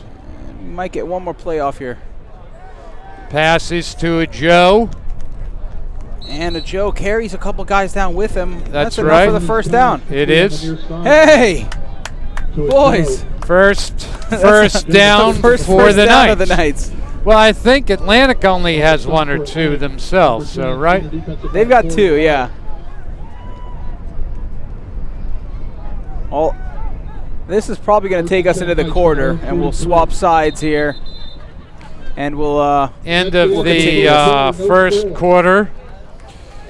It's a defensive struggle. I never understood that term. A defensive struggle? Yeah, a defensive struggle. A defensive struggle means... The defenses aren't struggling. The defenses are killing Wow, I don't know. Means it's a struggle due to the great defenses we're seeing right now from both sides. This is looking like an offensive struggle. These offenses are struggling. All right, but it's called a defensive struggle. Let's get with the program here. I got to represent for Johnny sometimes. Yeah. He's the one that... Jace was supposed to do that. I know, but you're supposed to represent for Johnny. Jace is quiet over there. I'm saving up over here. There you go. For the right moment. All the puns are going to hit us all at once from Jace. Might crash the live stream. Alrighty, well, so how do you think we're doing on those keys to the game so far, Jeffrey? I think, we've made a couple of minor errors, nothing to be concerned with yet. Some false starts, a little offsides, we've dropped a couple of balls. But, all in all, I think that's just beginning game jitters. I am surprised we've not been able to get the offense going a little bit stronger. I'm not really surprised. I mean, we looked at it on paper and we knew that this defense was going to be tough. This is what tough defenses do. I did not expect a scoreless first quarter. All right, 1st and 10 for the Knights, their own 44-yard line. Luca looking to go a little bit long. It is complete to Juan Williams. Nicely done. Let's Oh, there is a flag there. Oh, Luke, can you wind that back for us? They called that as over the line, but that was close. See if we can take another look at that, Luke. They're saying that Luca Stanzani, the quarterback, was over the line. I think the rule is 1 foot could be over the line, right? As long as one is behind? Correct, yeah. They're saying illegal forward pass. Yeah. Do we have that up? Can we take a look at just that part? We don't have time. The Knights are already lining up. Let's save it for a moment. We'll take a look at that in a minute here. In any case, that's not reviewable in high school. It's repeats first down, first and about 15. Luca looking to pass again. Has a Joe who's out of bounds and regains. Yeah, it's about the original line of scrimmage. Maybe got another yard or so. That's right. Well, yeah, let's take a look. Let's see if Luca was across that line there. If we have time. We've got time. Oh, yeah. The refs did great there. He looked like yeah, you thought he was across the line? He was across the line for about 2 yards or so. Close. Okay, good. Luca looking to throw. Big pass. Overthrows everybody. I'm not sure who he was going to. Looked like a miscommunication there. I think that might have been an option route. And Luke Green, that'll bring up 4th down for the Knights. Looked like there might have been an option route, and him and the receiver were not on the same page there. Right. All right, so that brings up 4th down, 4th and 10. I think we're looking at another punting situation from the Knights' own 44-yard line.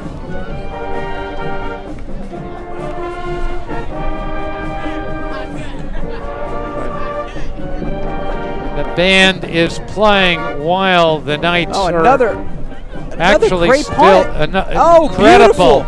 Incredible punt. That's the play of the why night so is far. the band playing while we were on offense kicking the ball? What do you mean?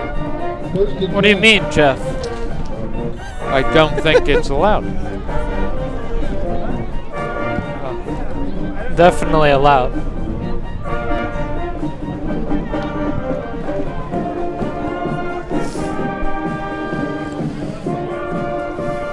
Alrighty, Jeff, that looks to be the play of the game there. That is an incredible play. A 50-yard punt out at the half-yard line. That's right. And look, if the Eagles can come out of this hole, they'll do very well. On the other hand, if the Knights can get a stop here. Oh, that's up for grabs. Oh, no. Oh, he made a great play on the ball, but it looked like it fell incomplete. All right, I couldn't see the people on the sidelines were kind of blocking it. Did the ball squirt out? Is that what happened? Yeah, intended for Javon Jackson there, and it looked like we had Agostino Giannacovo in on the coverage. And I'll tell you, Jackson had a chance at it, and it popped out when he hit the ground. So that'll be, again, Eagles backed up against their own end zone here. Looking at second down. 10. Almost over the quarterback's head. Oh, man. He scrambles and finds some space. Nicely done there. That almost looked like a trick play, you know, where the direct snap goes over the QB's head, but it really went to the running back. Right. It had that look about it. Well, Atlantic did an incredible job to get out of that hole. 1st and 10. Not much going there. Yes, maybe gets a yard. I think a yard's generous. You're right, it is about a yard. 2nd and 9. 2nd and 8 for the Eagles.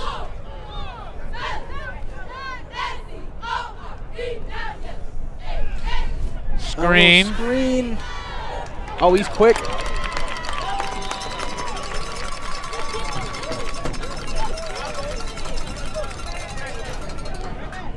did great there, moving the chains, another first down. To number 5, Tyler Burke. First and 10 for the Eagles from their own 35-yard line. That was a reverse, big play to midfield. All of a sudden, the Eagles, coming from their own 1-yard line, are putting on quite a offensive drive. Yeah, Miles Lafacade coming in there with a big stop, but they're finding some space here on these stretch plays and these screens. That's right. First and 10 for the Eagles from midfield. That tackle is for a loss. Yeah, I mean, very smart play calling there. I mean, you can see running at the teeth of this defense into those big linemen. It's not going to be successful. Second and 10.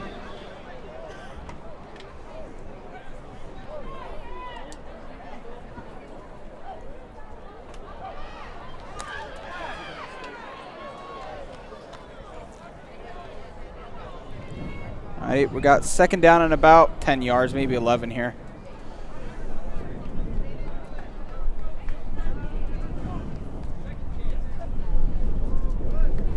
Ball loose. Snap. Loose Might ball. be Knight's ball. Knights are saying it's Knight's ball. Knight's ball. There is the first major error in this game. Let's take over on the recovery. First and 10 from the Atlantic 46. Yeah, let's take another look at what happened there, but it looked like the quarterback and the running back were not on the same page. It was a read, and the running back ran without the ball, and the QB thought he handed it off. In any case, it'll be a turnover right at the 49. Let's see if we can roll up that replay real fast. Yeah, okay. Oh, yeah, he kicked the ball forward there. And can't really tell who's at the bottom of the pile. Right.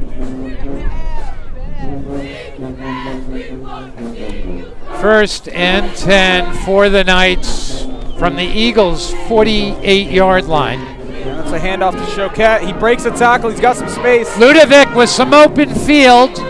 Scrambles to the 32-yard line of Atlantic. Helen Wade says, way to go, defense. The Atlantic backfield.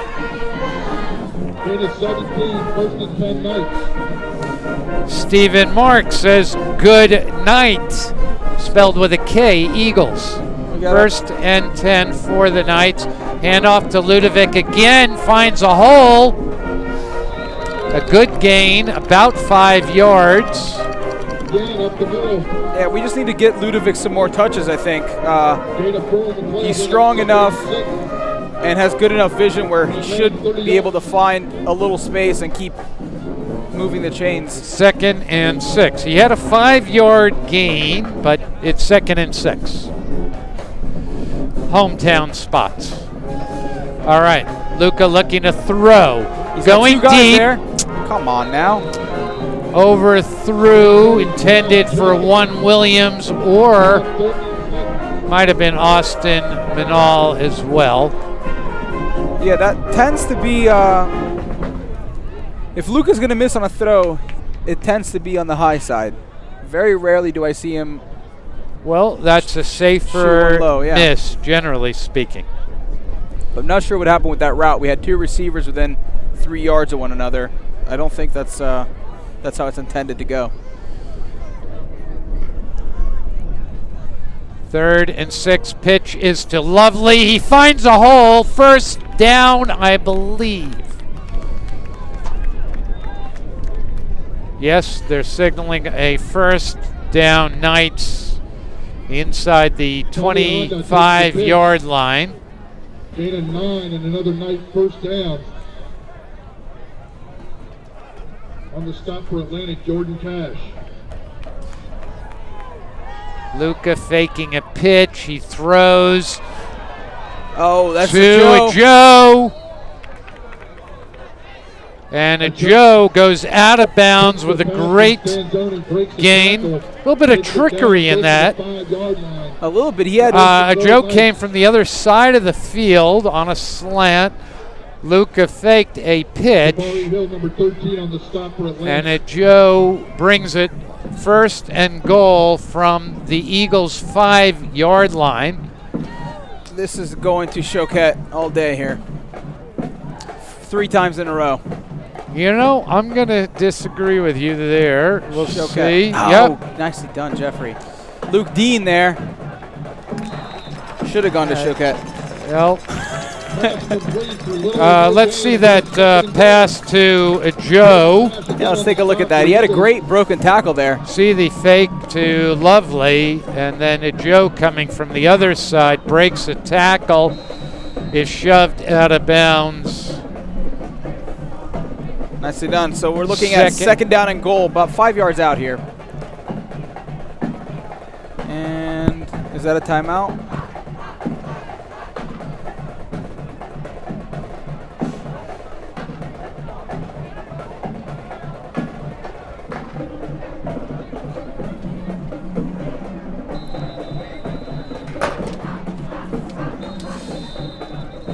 Not sure what's going on here. Some slight confusion. Timeout Eagles.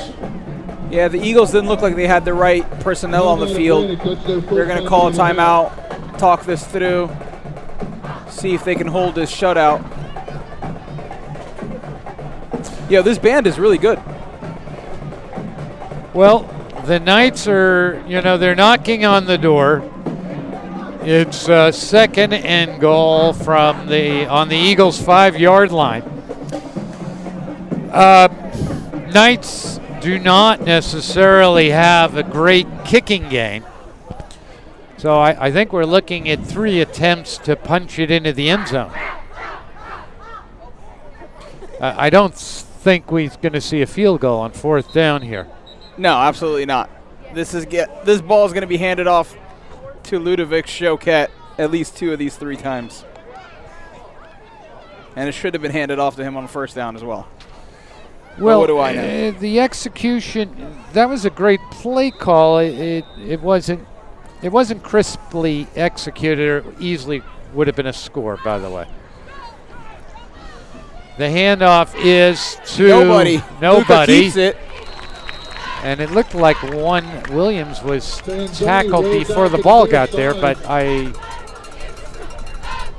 Ball falls incomplete. Good. That falls incomplete. We're looking at a 3rd down here. 3rd and goal. Well, the Knights had no problem bringing it to the 5-yard line, and they've gone cold now.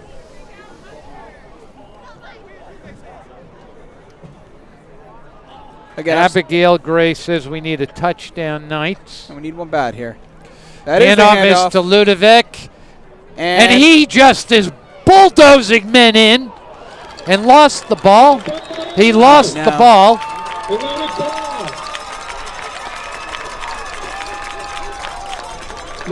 Wow. Well, that's disappointing to see. Great job on the defense, though. They made a goal line stance there. And Ludovic was just bulldozing people and then coughed the ball up. Just inside their 5.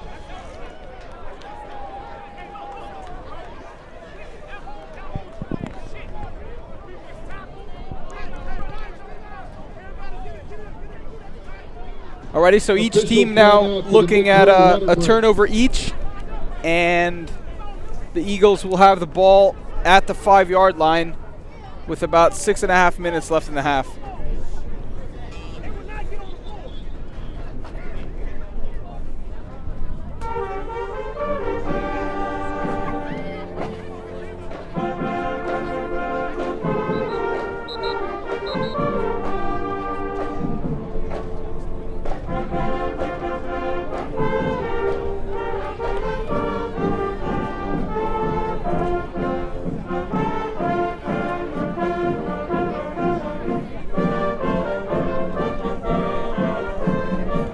Jeff, are you hearing this?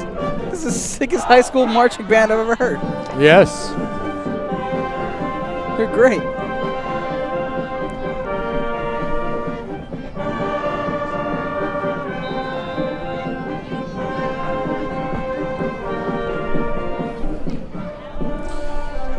So, Long care service trying to come at me. Pretty sure I said goal line stand, but they made a stance. Goal line stand, not goal line stance. And Johnny's not even here. Everybody's a critic. Ooh. We had him bottled up. We had him bottled up. He squirted forward for a couple of yards. A couple of nights. Takes it out for a gain.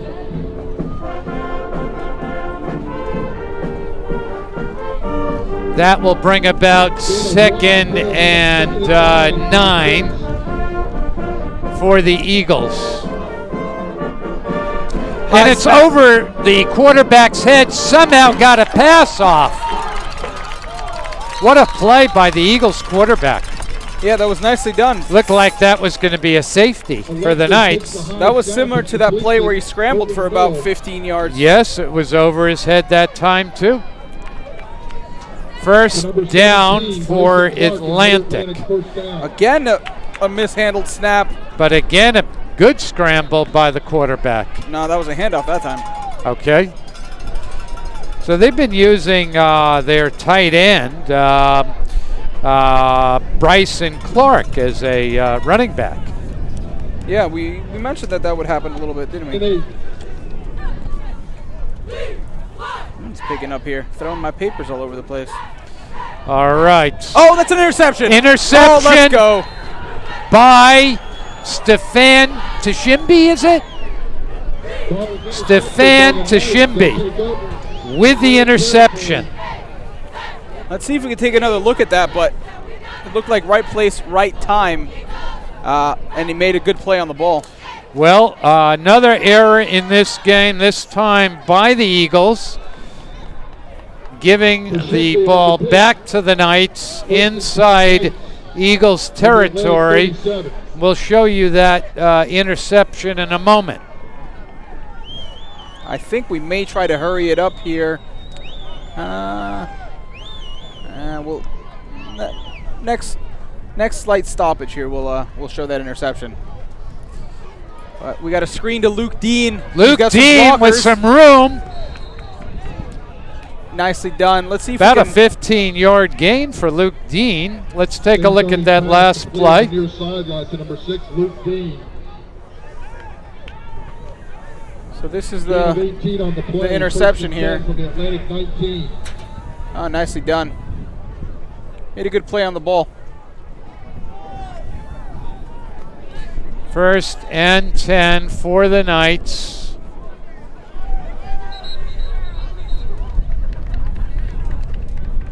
And that's going to be a timeout on the Eagles.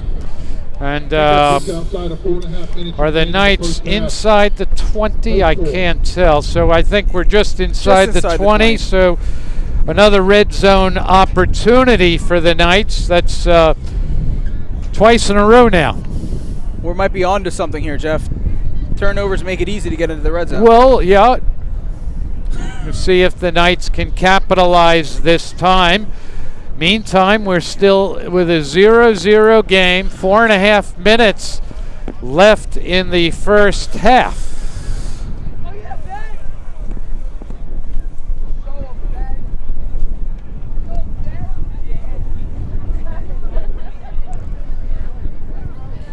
Scoop says the Eagles should be scared here. I like this lawn care services guy. He says he's a board troll. What do you want me to do? As soon as I'm the Seahawks and the Rams. Well, I don't know. Sounds like a fair weather fan. 1st and 10 for the Knights.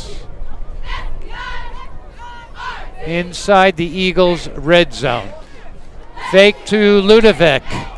He's got some space. Oh, nicely done. Touchdown! Oh, no, not a touchdown. He dropped the ball. Yeah, you got to catch the ball for the touchdown. I didn't see the drop. I saw what I thought was a catch. It was in his two hands, wasn't it? It was in his hands. Luca did well to find him streaking at the back of the end zone. That was Luke Dean. You don't normally see that with Luke Dean, right? Oh, that's annoying. Yeah. All right, bit of a missed opportunity. 2nd and 10 for the Knights Eagles 19-yard line, handoff to Ludovic. He evades the first man and scrambles for about 8 or 3. 9? 8 or 9? Jeff, are you looking at the same game I'm looking at? Choquette breaks a couple of tackles. Didn't realize. 6 will bring up 3rd and 4. I mean, it was 6, but 14. I mean, yeah, but that's the I thought it was 3. That's the home crowd spot. I see. All right, 3rd and 4. 3rd and 4. Handoff to Ludo again. Falls forward for maybe 2 there. Okay. Dragon Atlantic tacklers with them. So this is what I wanted. And the announcer is saying Choquette dragging Atlantic tacklers with him. And, of course, we're very familiar with that scene. Yeah, absolutely. But again, we didn't get much of a spot on that, and it's 4th and 3. Maybe 4th and a short 3 yards. I think the Knights are probably looking at going for it at this point. Absolutely, we're going for it. We called a timeout to get the right play call done, but this is... Well, again, we're probably not in a position to necessarily... Who's going to kick this? Look at kicking a field goal. Well, if it were the Eagles, they'd send Ashley Ritter out there and she'd kick the field goal.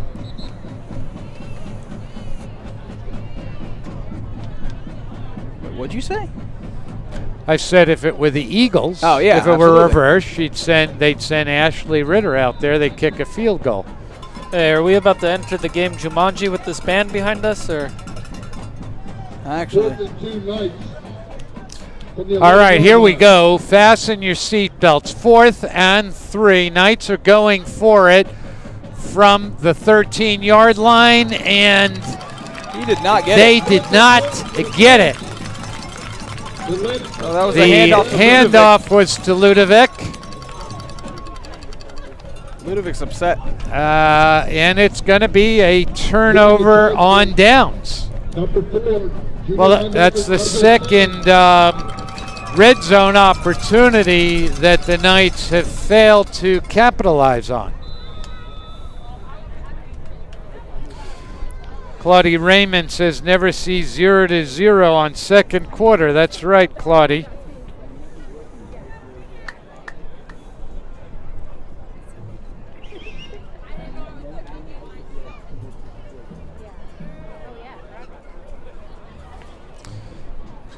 Eagles with a 1st and 10.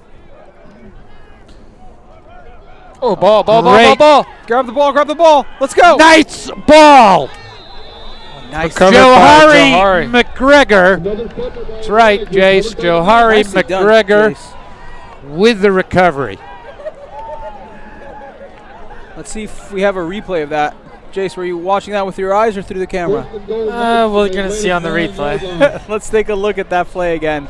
Just over 3 minutes remaining in the half. That was nicely done. He was in the backfield there fast. Let's see the replay. It's a handoff. Oh, yeah, the ball's loose. Yeah, who was it? What a play. Nicely done. 1st and 10 for the Knights. 1st and goal, I should say, for the Knights. Luca looking to throw, and it is complete. One Williams. And he brings it down to the 2-yard line. We got an upset Eagles player over here. We're gaining 6 down to the 3. Upset? I mean, I think he's... Timeout for the injured player. Is that what we say, Jace? Did you consult with Johnny before you called him upset? Well, I see the kid lay on the ground. We just made a great play. So you think that's what Johnny would say, upset?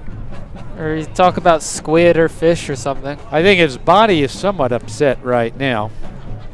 But I hope he's okay. Nothing to joke about. Luke, let's take another look at that that turnover there. I want to see who forced the fumble. Was it Akeem coming in there? Yeah. Give us a slow motion on this, would you, Luke? Give us very slow. I think we have time. Give us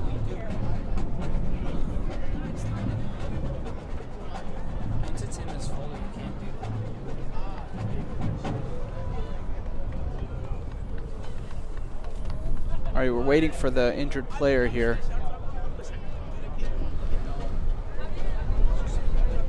Can we just play the All right, let's just play it again. We haven't quite learned how to do the slow-mo here. Well, we know how to do slow-mo. It's just...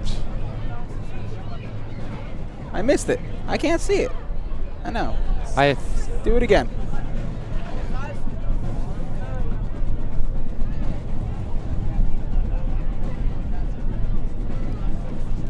Is it Akeem?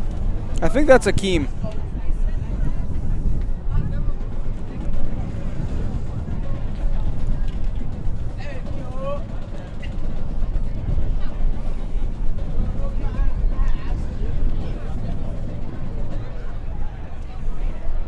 Brian Coleman is asking, is this conference play or out of conference? This is out of conference, Brian.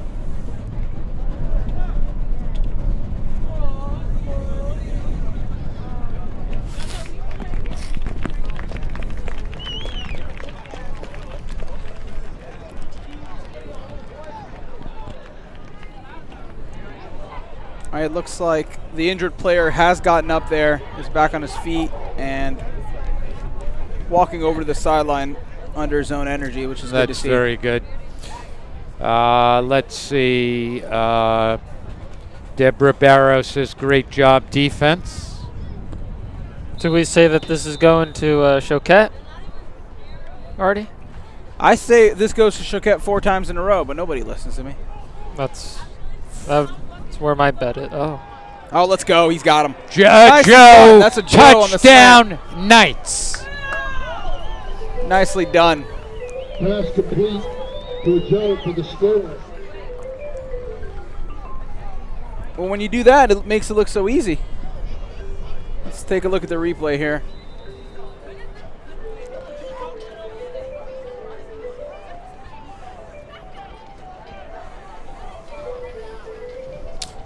Just a simple slant by Joe and touchdown, Knights. Finally, what is that, the third time with a turnover, or the third time certainly in the red zone? Third time we've knocked on the door for sure and finally got it in. That's right. And the Knights take the first lead, 6-0, and we are we're going for 2. Yeah, but is Luca not in there? Yes, he is. The handoff is to Lovely Chibanda, and that is short. No good there. Well, it very, took most of a half for some points on the board.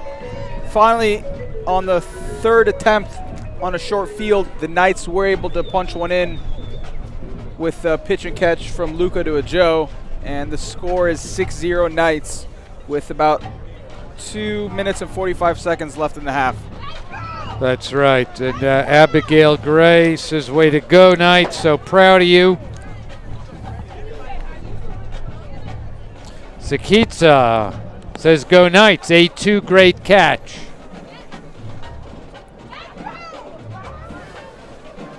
Giselle Lafacade is asking who caused the fumble. It was hard to tell even on replay, but I'm pretty sure that was Akeem on the fumble. I'm sure we'll discuss that at halftime and report back on it. Yep. But Johari McGregor recovered it, right? Yeah.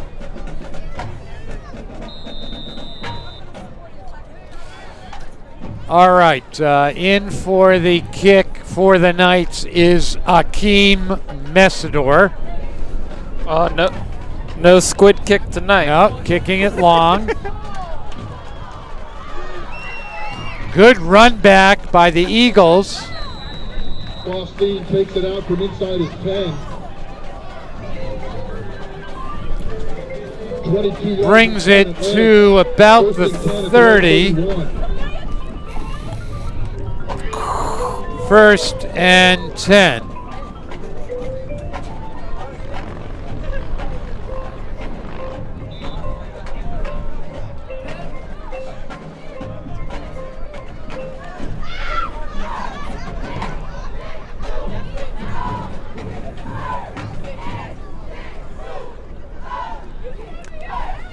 All right. So we got to get a stop here.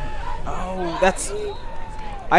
That was a low They keep throw. calling these screenplays, but they're borderline fumbles here. Yeah, that one I thought was forward.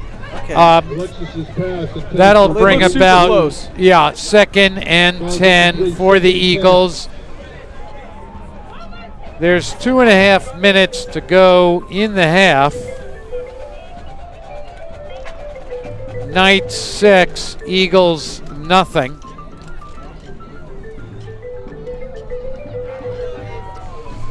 You know, a lot of people had the Knights slated to be blown out tonight in this game. And so far, we've seen nothing like that. That pass is complete for Atlantic. That pass It's a great play call there. was to Rashawn Faustine. So Eagles are driving. 1st and 10. Almost a bad snap again. Oh, nicely done. Every time this quarterback, you know, I think it's more Gwentz and Alexis has been able to scramble and handle those poor snaps. Yeah, he's done a great job on those. I think the center is anticipating the rush, and he's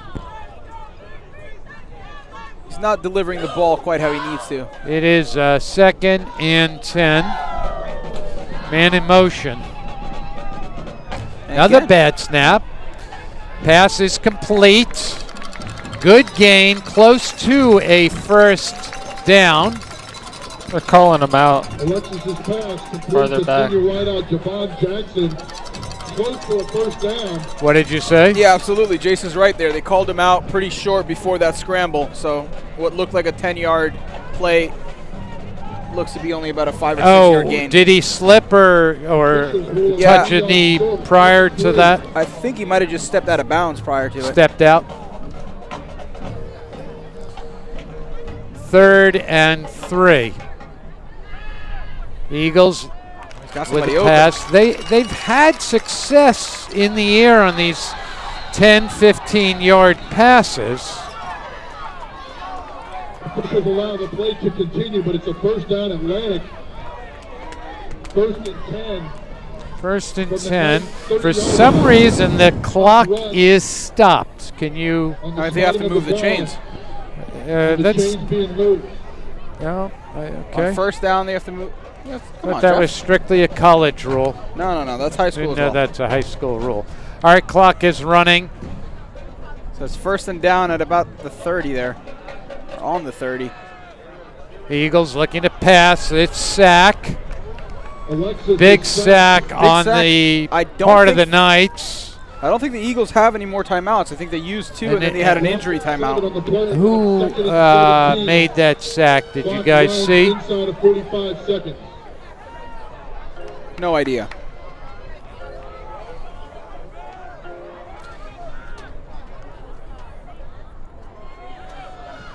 Oh, he's got plenty of room now. And makes the grab and gets out of bounds. And that will stop the clock. Yeah. And that'll be 3rd down and about 5 yards there.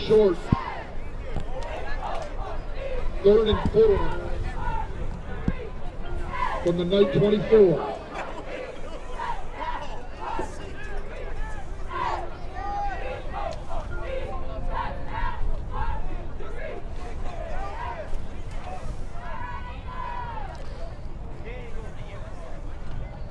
Oh, and that's batted at the line of scrimmage there. Alexis's pass is blocked at the line of scrimmage. That'll bring up 4th and 4 with 26 seconds remaining. 26 seconds, 4th and 4. And they're probably looks like they're out of field goal range here. They got to go for it. Got to be going for this.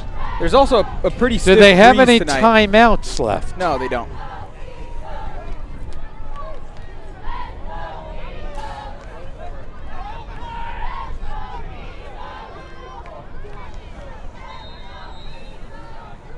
Well, now there is a timeout. So who is calling a The Ravens have to timeout? call their third and final timeout of the No, half. just kidding. They had a third.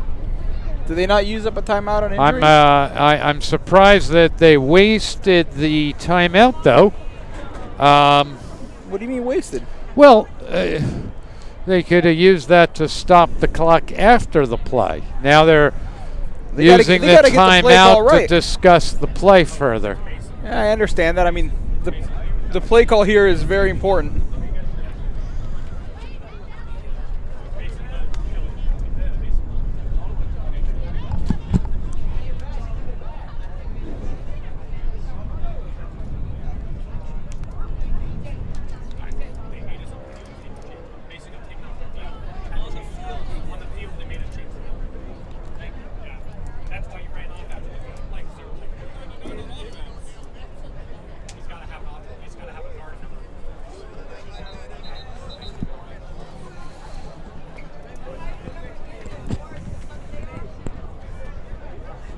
Well, we just had a clarification that number 59 tonight is Mason Lilly, who normally wears 99. So he's been involved in quite a few I mean, he was plays. wearing 99 early.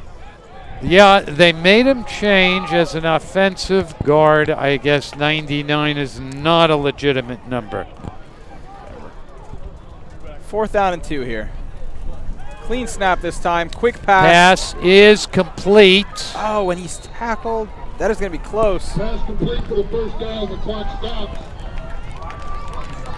Clock is stopped to move the chains. How are they calling this a first down? What? Hey, what is going on here?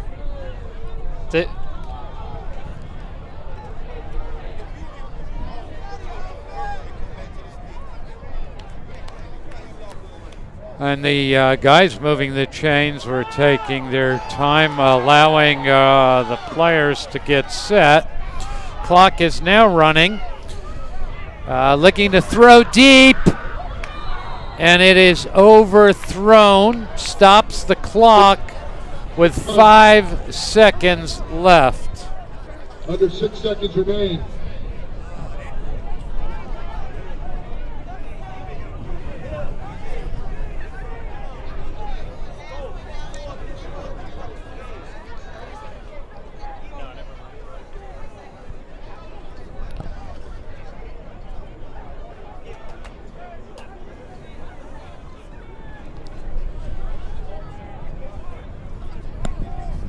Ashley Ritter into the game for a 37. All right, so they're going to be attempting this field goal here. That's right. So this is Ashley Ritter attempting a field goal for the Eagles.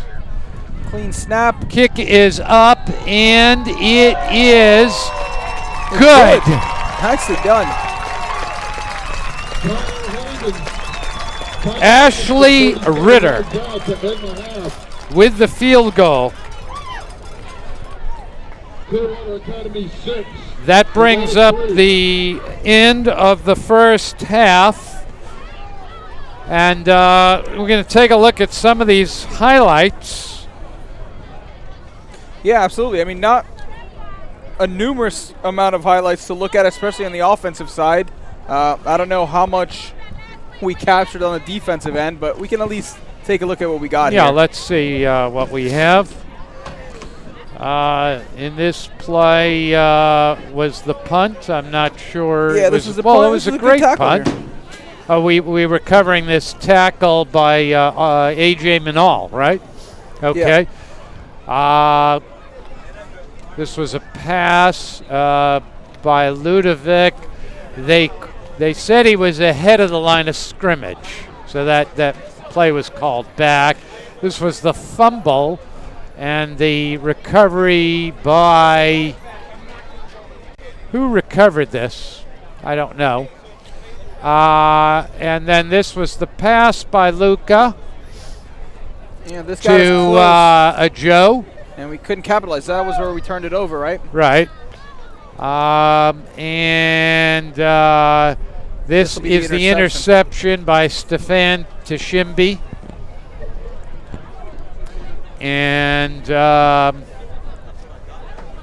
in this play. This is a big forced fumble that led to our touchdown. Right. We're still wondering who brought that pressure. I think you're back to the beginning now. No, this is the touchdown to A2. Good. All right, guys. Well, 6-3. Are we watching a baseball game or a football game? I mean, again, we knew coming into this game that the Eagles had a really tough defense. The Knights, for the most part this year, have played really good defense, I would say, with the exception of that Elder game. So we're seeing basically what we expected here. Two good teams, not a lot of scoring. The Knights are in the lead. There's been opportunities for sure on both sides. Probably a couple missed opportunities on the Knights side deep in Eagles territory. We'll see if we can clean that up, but it looks like it's going to be an exciting second half of this football game. That's right.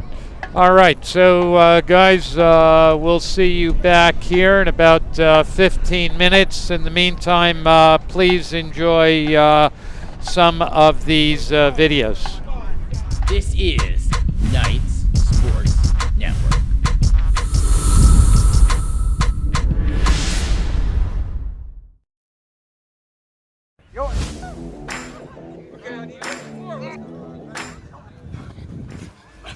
Ball.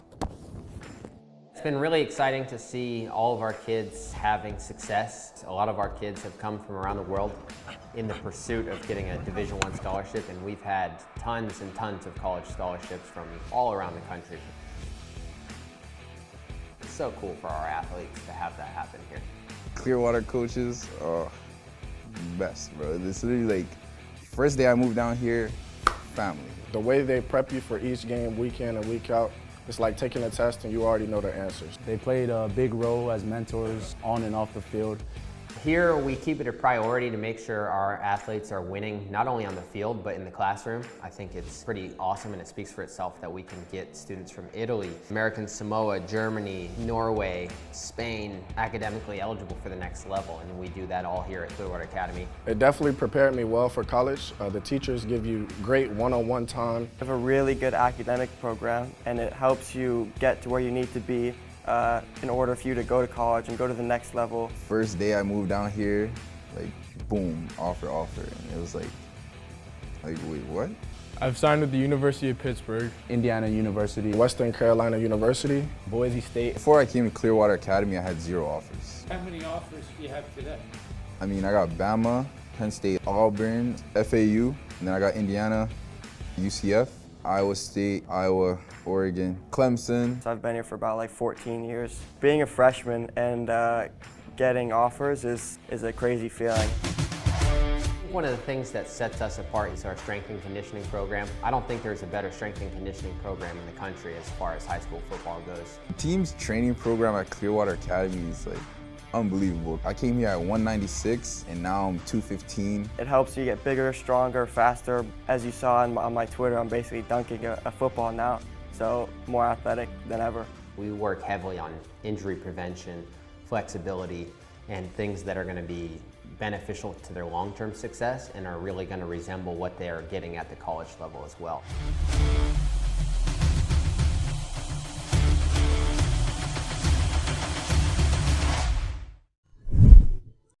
A bit smaller than I remember Joe being. There's a Joe. There's a Joe, gets up the field. Back set.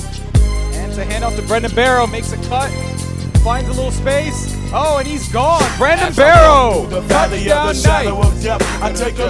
night. It is going to Joe's way. And he's in there for the score. Kicked off. Oh, he's got some space.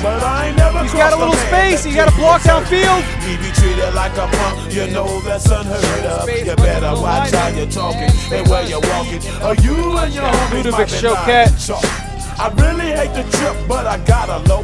What a catch. Wow. Incredible throw there. Ball's up. Oh, and it's good. And that's a grab by Dean. Ball gets handed off to Ludovic. Squirts through, makes a couple guys miss. He's got Luke Dean. Oh, what a catch by Ludovic. Beautiful correction there. Can do it all. 1-on-1 on a Joe. He's got a step, and he caught it. Got the situation they got me facing. And he finds a Joe. I was raised by the stick, so I gotta be damn. And that is picked off. Too much television watching got me chasing dreams. I'm an educated fool with money on my mind. Oh, what a grab! In my hand and a gleam in my eye. I'm a loped out first and 10 here. tripping banker. And my homies Rolls out. down, so Ooh, don't big know hit my there on the anger. quarterback. An interception there. Oh, big run there by Ludovic. God, look at him go. He's got some daylight. Cuts it back inside. And fakes the handoff. That's up to a Joe. A Joe dancing around. He's got some blockers out there. This is Knights Sports Network.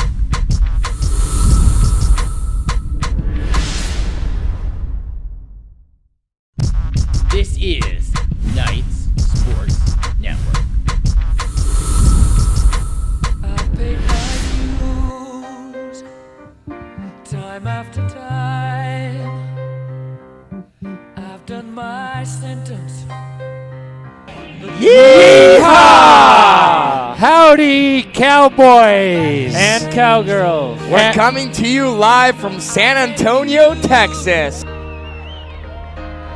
Handoff is to John Carrington, and it was very well defended by Devontae Turner. Say what it is, right?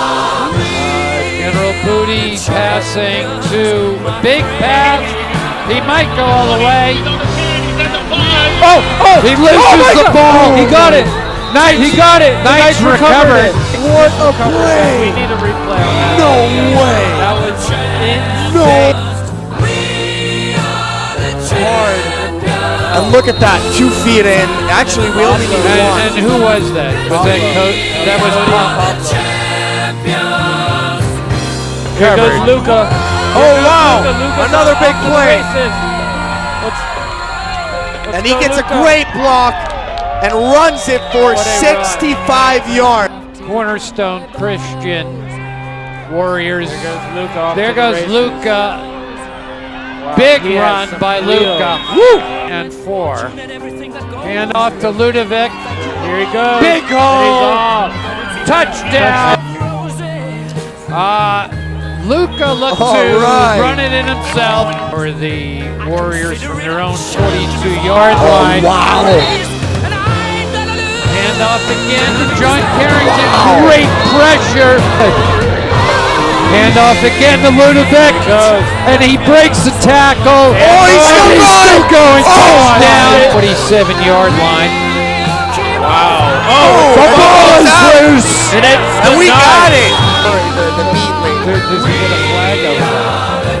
The pass is to And let's go. touchdown. That's a touchdown night. General Booty looking for Is a hit.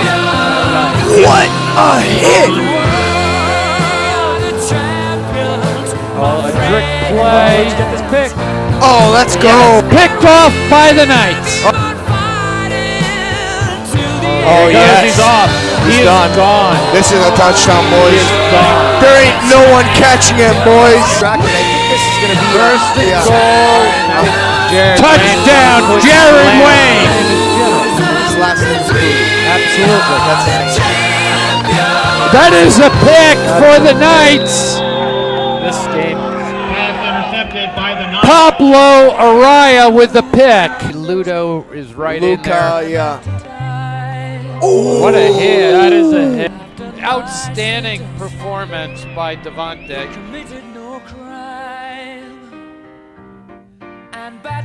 Goodbye to y'all from Texas. And then, yeehaw!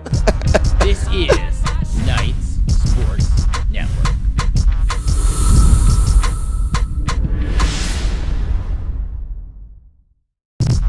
This is Knights Sports Network.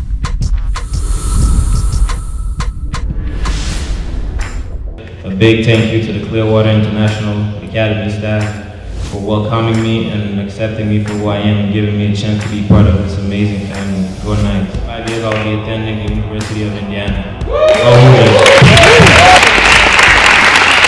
Like and you know, Curvins, and played high school football in Clearwater, Florida. One's a little bigger than the other one, but they both can run. You know, and CO, you know, I don't even begin to attempt to pronounce his last name. Good luck on that one there. CO is a guy that's actually from the American Samoan, and he's from Australia, but he goes to school in Clearwater, Florida, and just love that kid. You know, he's big, 320 pounds, and you know, he's strong, and just a great young man. The Clearwater Academy Knights have been getting tons of interest every day. Yeah, I think we had on some days we had 9 to 10 or even 11 schools. All in one day. All in one day. It's actually more than some of the top elite high schools in the country. We always say here at Clearwater Academy that greatness is the standard. So for the next generation, you guys are the standard. I will be signing with Bethune-Cookman University.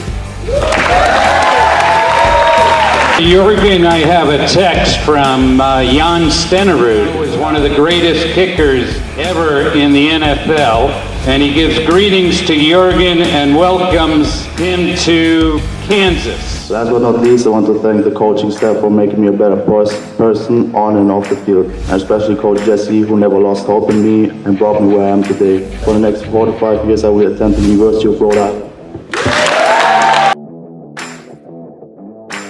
And again, Jared Wayne from Clearwater Academy International down in Florida. And when I look at our class, he's one of the more mature guys, you know, in this class. You know, when you talk to this guy, it's like he's 28 years old already, and you're like, really? You know, great student athlete, and we're excited to have Jared. There was no way I could go to college or anything until I met my head coach, Jesse, and the staff at Clearwater Academy. I was never given an opportunity. This place gave me that opportunity. Thank you to Clearwater Academy. And I truly am blessed to say I will be spending my next 45 years on a full scholarship to Western Carolina University.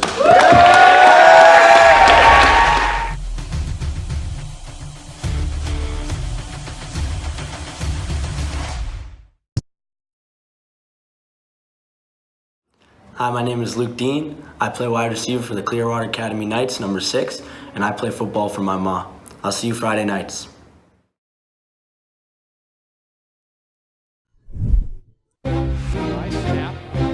That is Ludovic Choquette. I think he's gone. He may be gone. Touchdown Knights. Play action. He's got somebody. That is one Williams. He's going to go all the way. Touchdown Knights. All right, handoff goes to Barrow. He has a lane. Pass is to a Joe. He jumps over the man. Give us to Ludovic. And he's gone. He may go all the way. It's a foot race, and Ludovic is going to win that race. Touchdown. The give is to Brendan Barrow. What a run by Brendan Barrow. And he might go all the way. This goes to Choquette. Handoff is to Choquette. He needs another block. Might have a chance here. And Luca keeps the ball with a big run. Play action for Joe. He catches it. Handoff is to Brendan Barrow. And he goes in. The handoff is to Ludovic. He finds the hole. What a move by Ludovic. He finds the corner. He has a block downfield. What a run. He can go all the way. Touchdown Knights. Looking to pass. Luke Dean. He's got grass. He should score. Touchdown Luke Dean. To 44. No, a keeper. Snap. High pass. Good catch. But he's not gone. Somehow. Miracle play there by Luke Dean. Handoff to Choquette. Breaks 2 tackles. And he's still going. He is going to score. Touchdown. The pass. Wow. Keem Messidor. Beautiful. This is Knights Sports Network.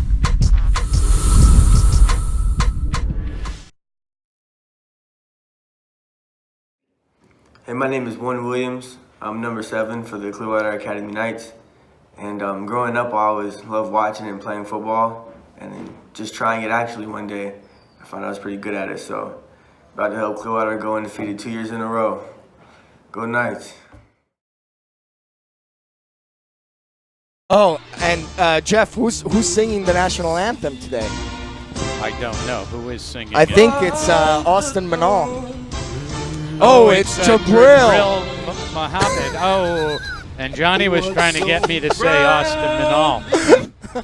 Whose broad stripes and bright stars through the perilous fight o'er the land of the free and the home of the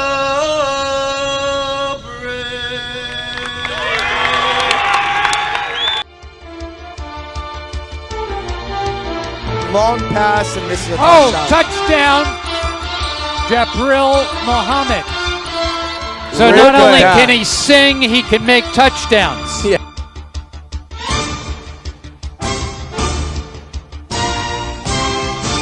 That is to Goldbranson. He dives for the end zone. Touchdown. Wow. Jurgen Goldbranson. Down on the catch and run. I think that's what they call a reverse Oreo flip Shakira route. I smell a touchdown, boys.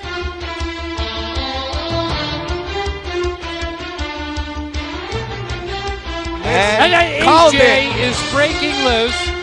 Touchdown, Austin Manal. What a play. Nice screen call right there. Oh, and a muffled punt. Looks like it's a safety for the Knights. Nice. Handoff goes to Goldbranson. Makes one miss. Wow. Great Jurgen keeps going. Touchdown, Jurgen Goldbranson. What a run. And 10. Handoff is to Ludovic. He's gone. He's going to go all the way. Ludovic Choquette. Touchdown. That's Jabril Muhammad dancing with the cheerleaders. Man, he's a dancer, singer, touchdown maker.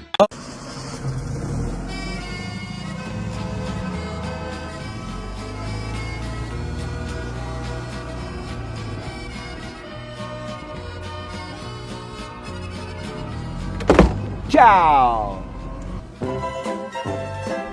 This is Knights Sports Network.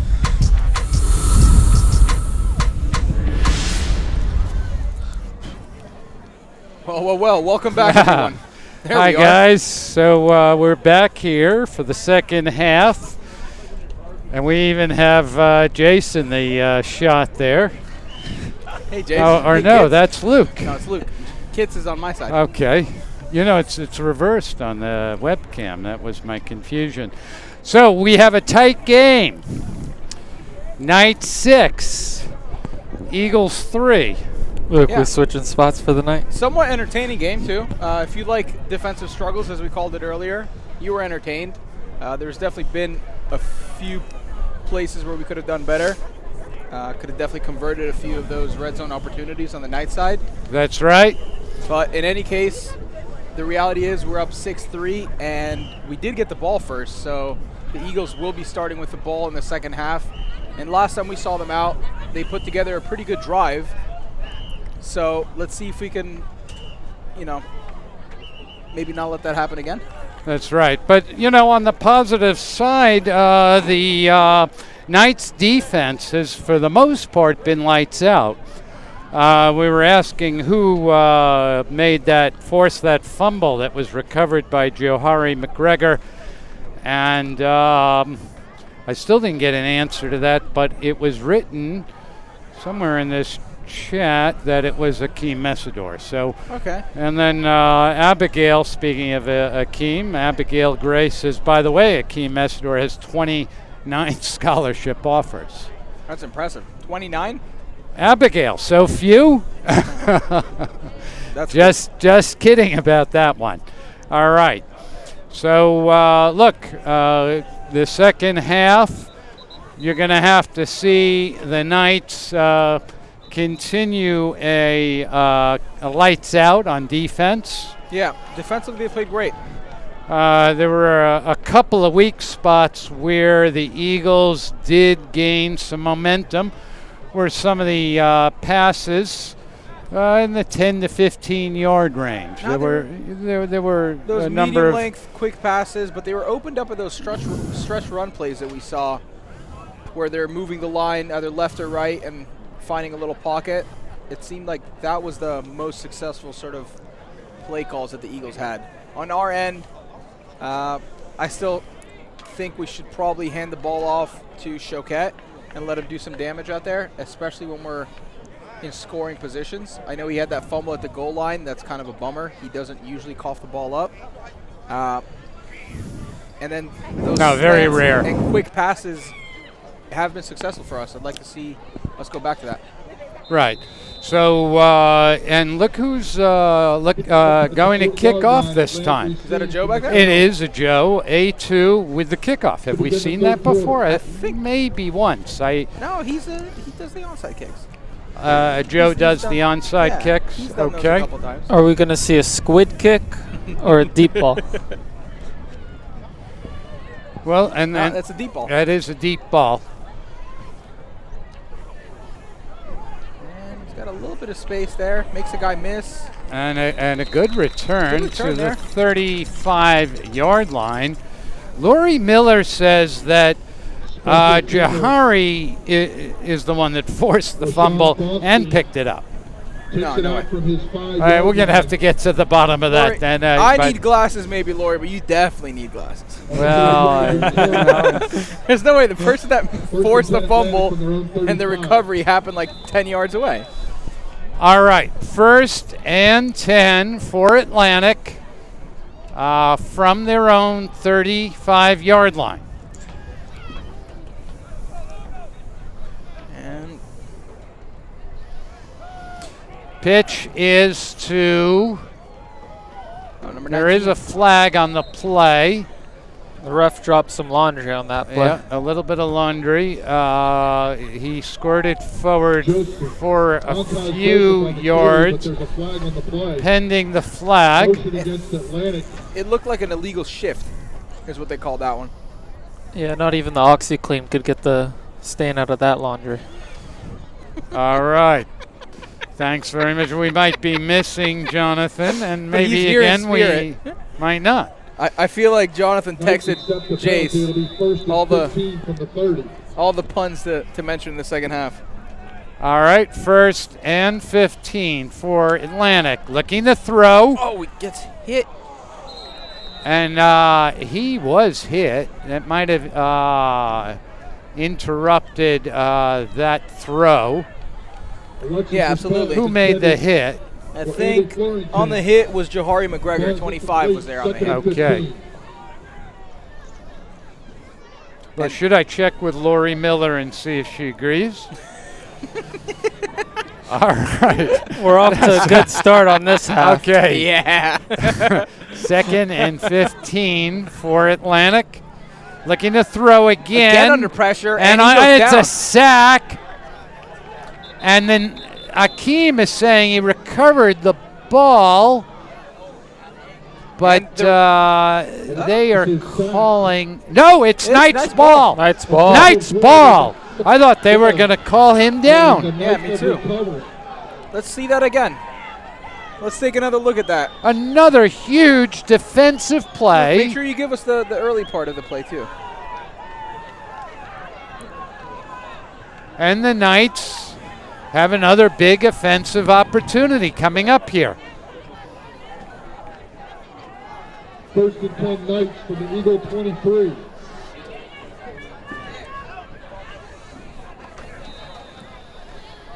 We're going to have to wait one moment on that replay.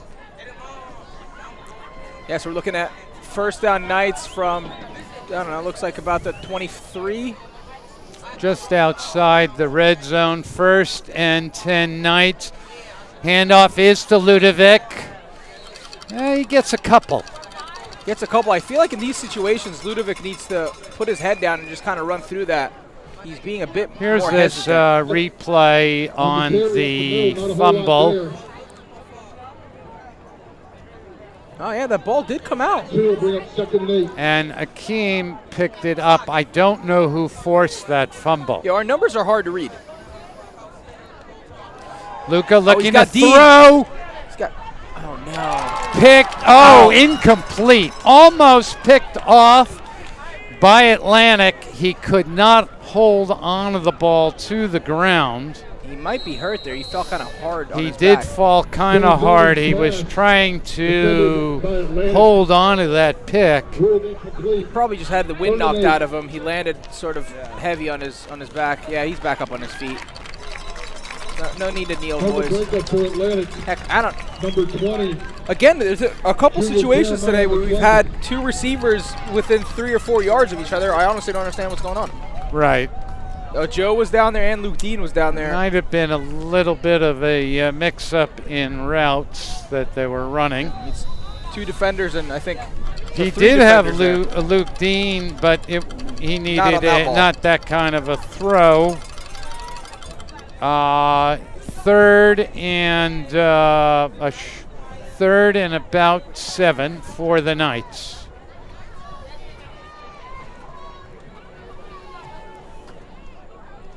A clean snap. Luka looking to throw, and he has Austin Manal. And Austin takes that down for a first down. What a catch and run by A.J. Manal. A.J. Manal last year was Mr. Third Down. Yeah, that's and big he's showing that ability right here. We'll take a look at that play in a moment. In the meantime, first and goal for the Knights. Fake to Ludovic, and it is a pick. Pick and then a fumble. Oh, man. But recovered by Atlantic. Yeah, Luka did not go through his progression whatsoever there. It looked like Luka expected his man to go in. Let's take a look at the play by A.J. Manal.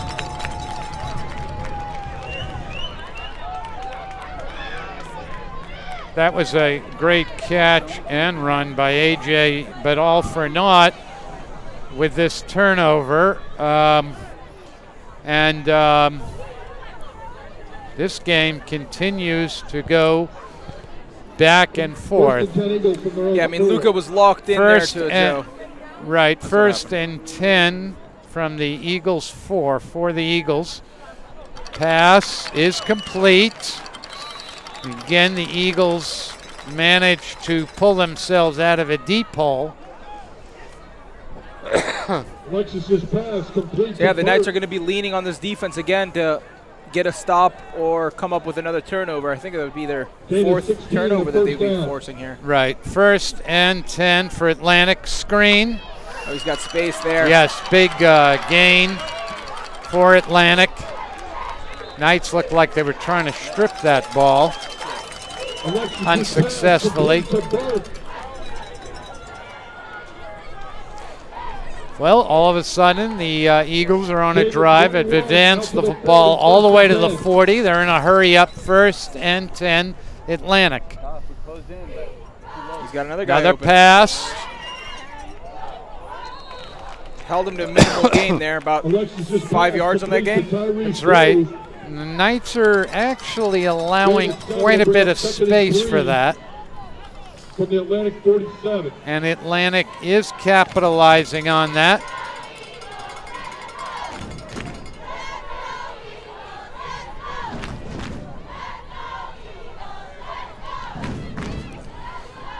Oh. Ball came out wobbly after a tip. Was almost still caught. Yeah, he was streaking pretty wide open there. Yes, he was. Well, it looks like the Eagles have made some adjustments on offense. They are looking strong coming out of the first half.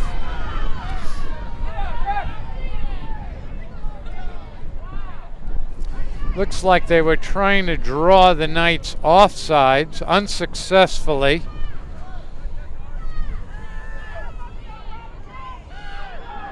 Oh, he's got him. Oh, he does not have him. He scrambles away. That's a It first looks down. like a first down, Eagles.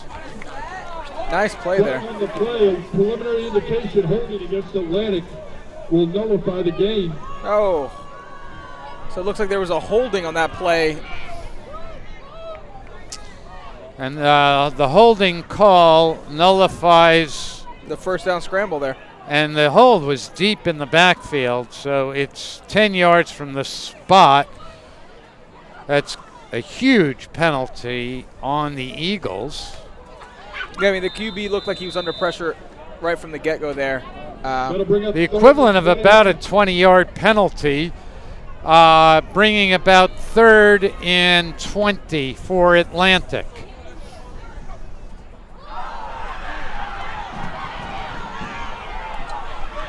People seem to be a little Crowd thought upset that there. Akeem Messidor was offsides. He was not.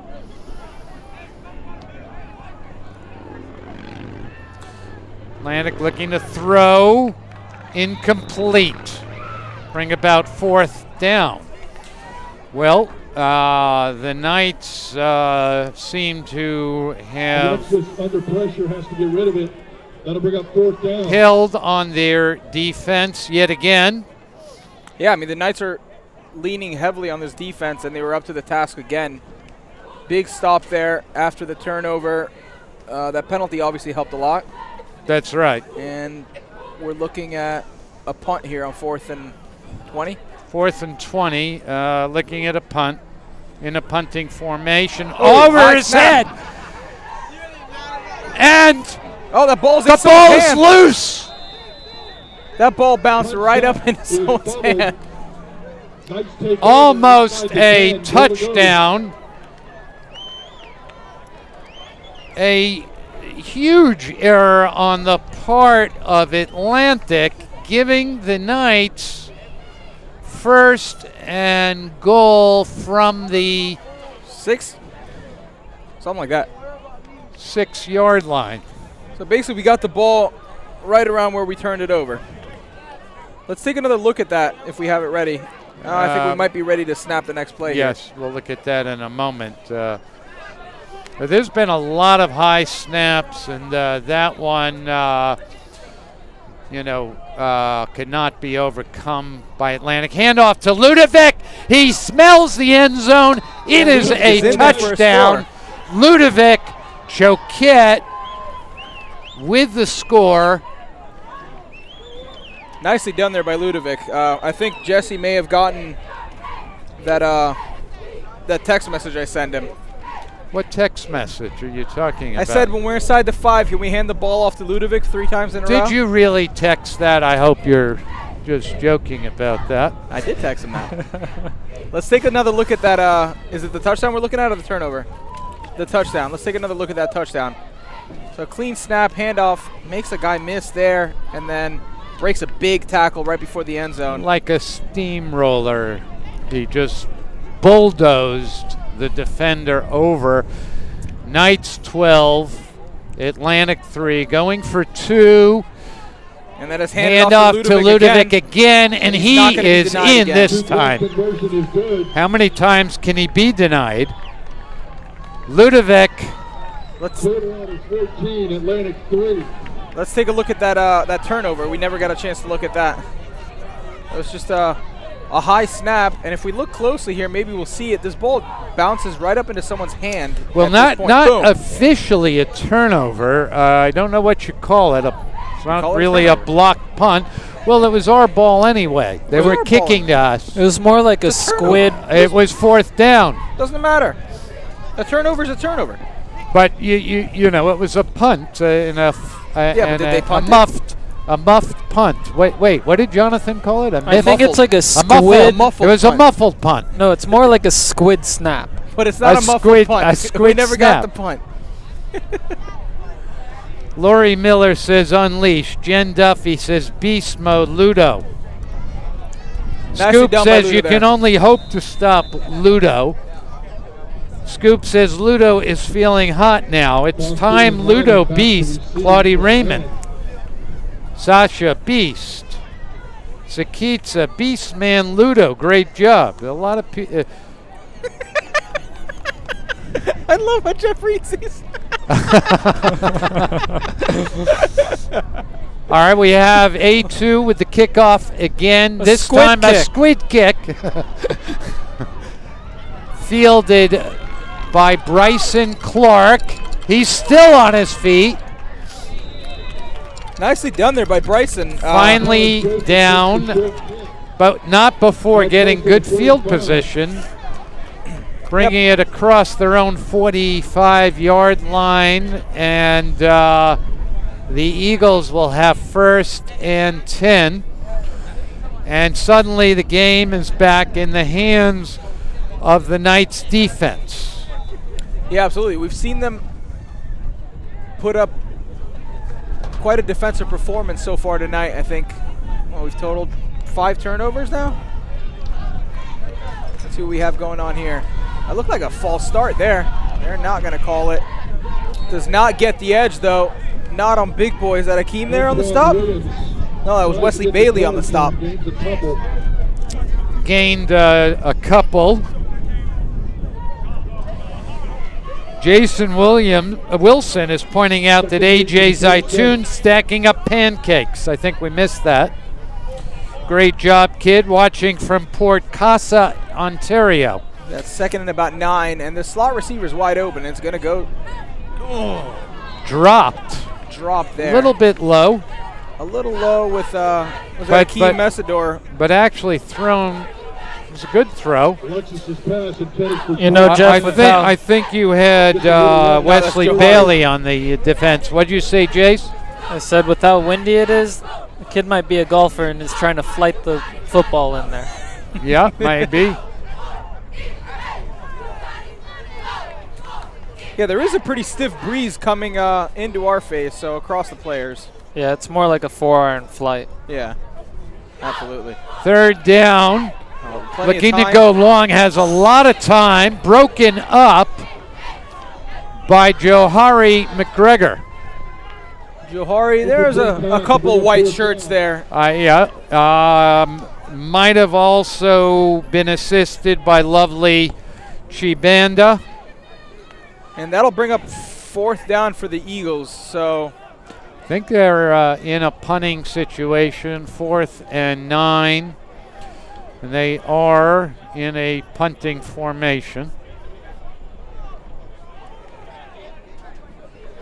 we don't have anybody covering for this for this punt. There is a flag. Was there movement on the part of Atlantic? That's going to move them back 5 yards. Motion along the Atlantic offensive line. 3rd and 14. And it looks like the Knights are content with nobody returning this. Were they looking to block this punt, huh? Maybe. Well, they got lucky on the bounce. It's down at the 43, 1st and 10 Knights. Looks like they were trying to block it. Yeah, that makes sense. It's called, what is that play where you throw everybody into the rush? It's like a suicide squeeze in baseball. I don't know what you call it in football. I don't know. All out blitz. I know what max protect is. I don't know what that one is.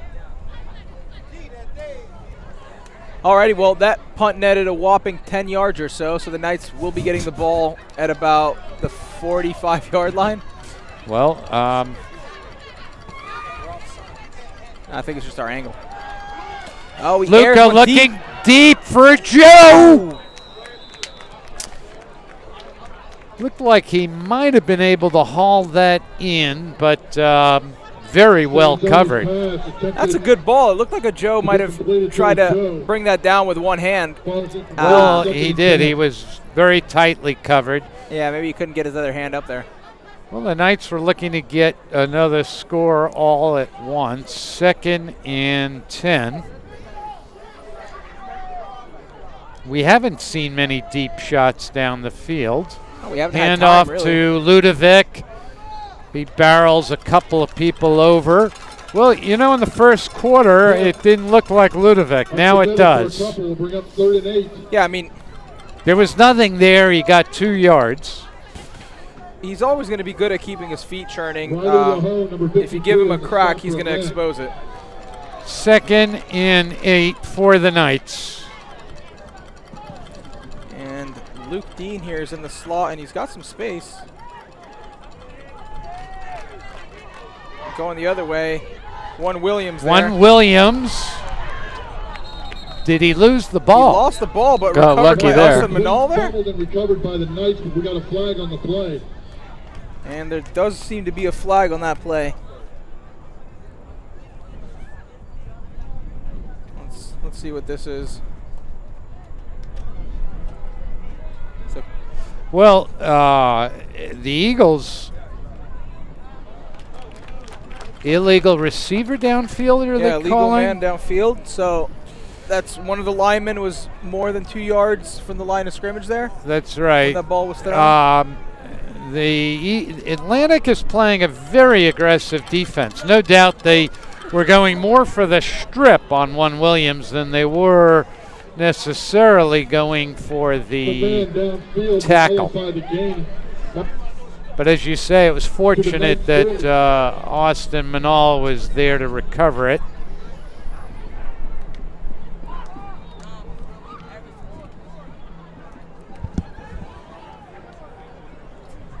Alrighty, it looks like we do have a timeout. Timeout for the water break. And it looks like that timeout came from the officiating crew. Let's take the time to thank some of our sponsors. Thank you to the Head Injury Treatment Center, Pure Life. All right. Get 1-800-CALL-E. South Palm.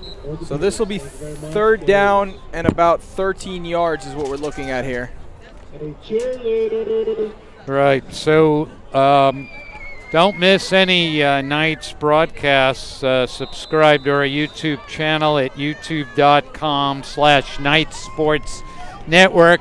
Just click the subscribe button. Be sure to click on that alert bell, and you won't miss any Clearwater Academy Knights broadcasts. Luca looking to throw to Choquette, and he loses the ball. And a great recovery by Ludovic. So, I mean, yeah, that's he's fighting for extra yards there, trying to break a tackle. That's right. Not really. Seems to be a little bit late on any whistle blowing. It's been a number of times where forward motion has been stopped, and I'm okay with that. The play is, but it's not necessarily the rules. I'm okay with it, Jeff. Let the boys play. All right. So we're probably looking at a punt here. Let's see if we can knock this past their heads here. 4th and very long, and it is a punt. And fielded cleanly by Atlantic with a big run back. Knocked out of bounds, but not before getting all the way to the Knights' 25-yard line. Fields their punt on the fly. And flies down the Atlantic sideline. Into Knight territory. It's a very well-fielded ball on the part of the Eagles. Yeah, I mean, that one is more on not actually having a real punter. That's a line drive directly in their hand. Nobody has time to get downfield and stop that. That's right. Handoff. Oh, nice tackle there. That is incredible. Nicely done there by Akeem Mesidor. A shoestring tackle while being blocked to bring the running back down for about a loss of a yard. Brian Jones on the carry, tripped up at the line of scrimmage. No gain. And that'll be bringing up 2nd down and 11 here.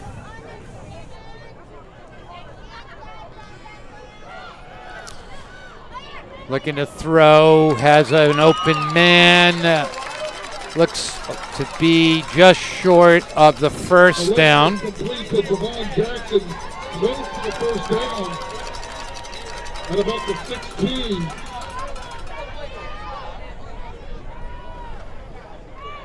Third and 1. 2nd and 1. 3rd and 1. 3rd and 1. Big down here. Short one.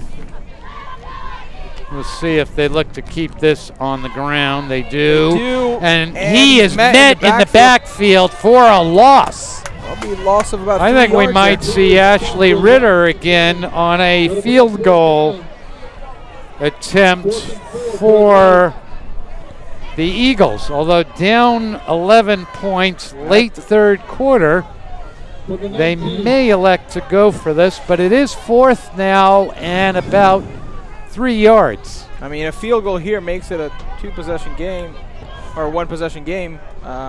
They are going for it. That doesn't really make sense, but okay, let's see it. Looking to pass. That's it is incomplete. Nicely A turnover for the Knights. Turnover on downs. And I think that was Stefan Tashimbi there on the coverage. Big play by broke that up. Stefan Tashimbi. Nicely done. Let's, if we can, let's take another look at that if you have it ready, Luke. Luke does not have it ready. Come on, Luke, what are you doing, man? Well, that's another big stop on the defense. Very big stop on the defense. I'm sure David's proud of his guys tonight. They've really come in here. You can see him congratulating at the end of that play Stefan Tashimbi. He was very excited with his play. We'll take a look at that stop in a moment. We might have. We got time. Let's roll it. Let's take a look at this. So yeah, the quarterback. Substitution against the Knights will bring it back 5. Oh, nicely done there. Yes, very well timed by Stefan Tashimbi. Luca looking to throw off the hands of Austin Manal. We got Casey Tibbs coming at you, Jace. Yeah, well, what is he doing with his life anyways? Casey goes, Jace is awful quiet over there. He's focusing on the camera work, Casey. He's not a proficient multitasker like Johnny, not quite yet. But arguably a better cameraman. We got a handoff here to Choquette, probing around. Not going to go anywhere with that. No, that's a loss. Has no room to run. That was a loss of about. That's going to bring up third. Atlantic senior linebacker number 3, Makai Joseph. I think it's third down. Yep, third down and 20. Well, Eagles defense all of a sudden is bearing down very hard. The throw is to Joe on a screen, and that is that's not going to do it. Not going to do it. Get a little bit better field position. Knights in a punting situation.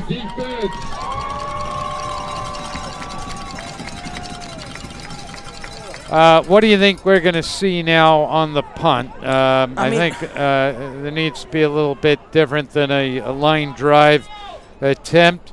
I think he's got to play with the sidelines more. And I mean, he's got to get it over these guys' heads, or it's got to have enough airtime. Otherwise, they're going to catch it cleanly, and it's going to net 10 yards. That's right, or play the sideline if possible. Yeah, so it looks like they're stepping up a little bit here. Oh, we're going to go for it here. I am very surprised. Nicely done.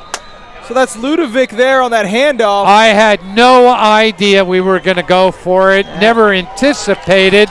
There's a big hold on that play. It looks like a flag is going to bring that back. So a big play there on well, 4th and about 13. I was shocked they were going. Atlantic was shocked that they were going. I mean, they had the numbers on that side. Because 2 Atlantic players are back deep to return this, we're going to be at an advantage if we decide to go for it. This is just, whatever, you're looking at almost 20 yards here. It doesn't look possible. I've got to think we're going to kick now. Yeah, I would think so as well. And we are. And it's another well-fielded kick. He slips, gets around a man. Another huge return for Atlantic. He almost broke it all the way. A last-minute tackle by Ludovic, I believe. Yeah, Ludovic definitely caught him. Saved the touchdown. We would have been better off going for it. But there's a flag on the play. There is a flag, though. Looks to be against Atlantic.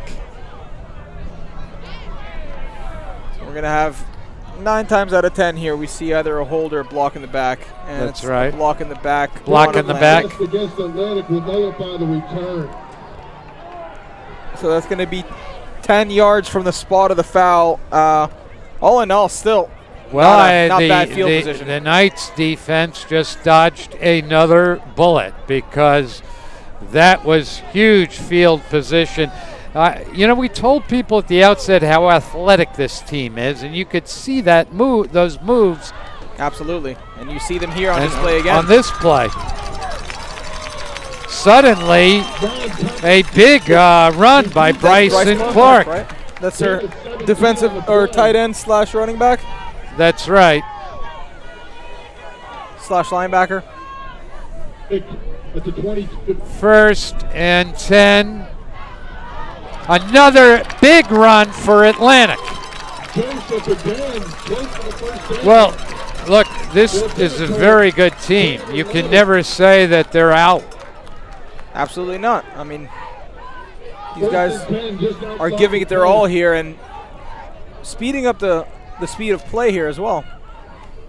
That's Another right. handoff, and still gains a couple yards there. That's maybe right. 2-3 yards. Jumps it for a short gain just inside the 10.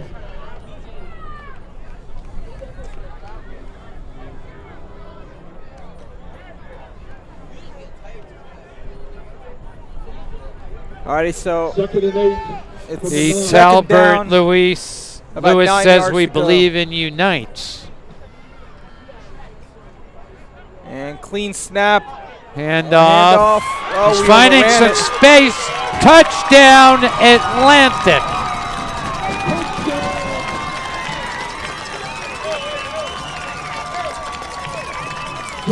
And just like that, they're with a few seconds left in the 3rd quarter, they're back in this game.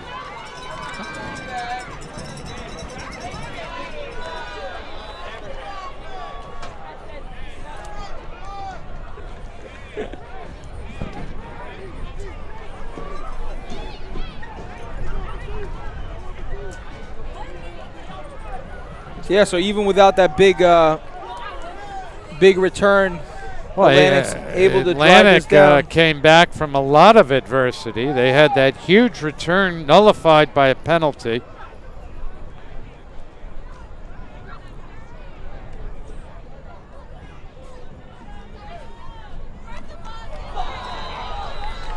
And the kick is no good. That's a big miss there. Big miss.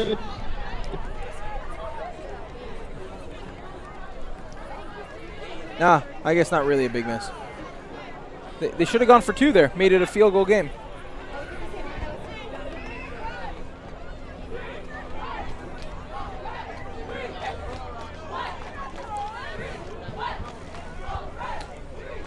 Alrighty, so we've got about 47 seconds left here in the. Jen Duffy says number 23 is Shakes. Don't know what she's referring to. It also said deleted by the Knights Sports Network, but I didn't delete it. Did you? I deleted it. Why? I deleted something. Why did you delete Jen Duffy's? No, it wasn't Jen Duffy. It was a Brambo, not making any sense. I think. I see. I think his phone was lost in his pocket. I see. Okay.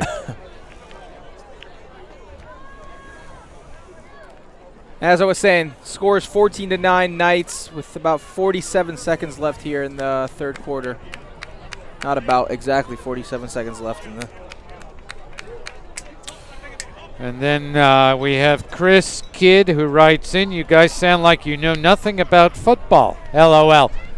Well, he should be watching when Johnny's on. I mean. Who is this kid? We need to ban this guy. No, I'm not going to ban him. He's just kidding. I don't think he's kidding. Well. This kid's suspect. Nah. Jeff, this isn't a democracy. I know. We say a few boneheaded things. Joe there. Pitch it back, Joe.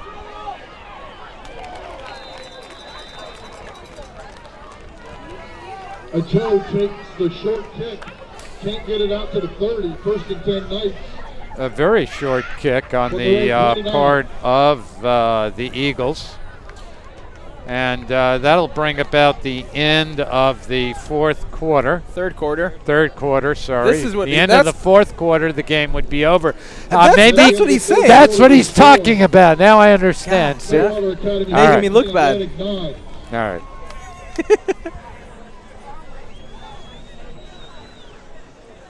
Well, all right. 12 minutes here to decide who's going to win this game. It's been entertaining. The offenses have opened it up a bit. The turnovers have continued in the third quarter, though.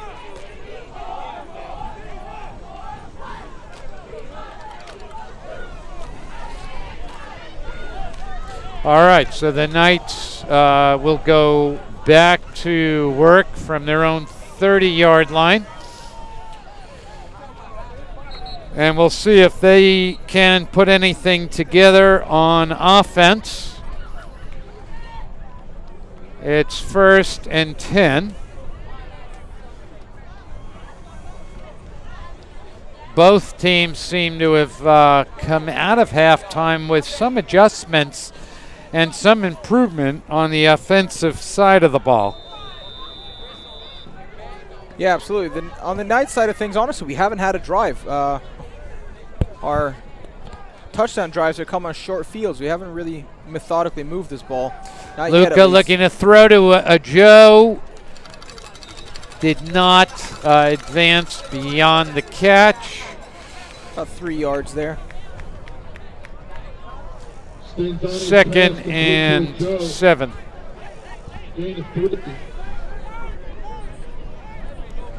The stop for Atlantic, number 10. 2nd and 7.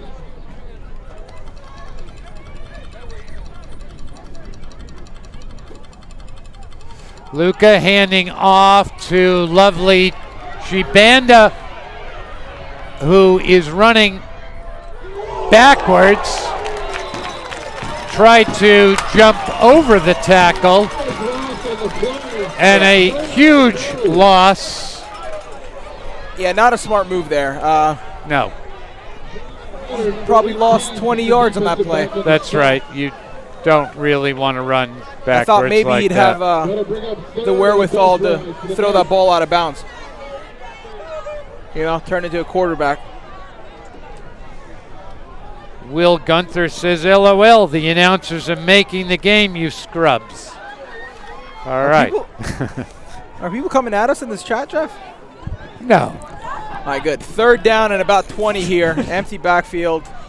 Luca airs it out to a Joe. Makes the grab. Makes a guy miss.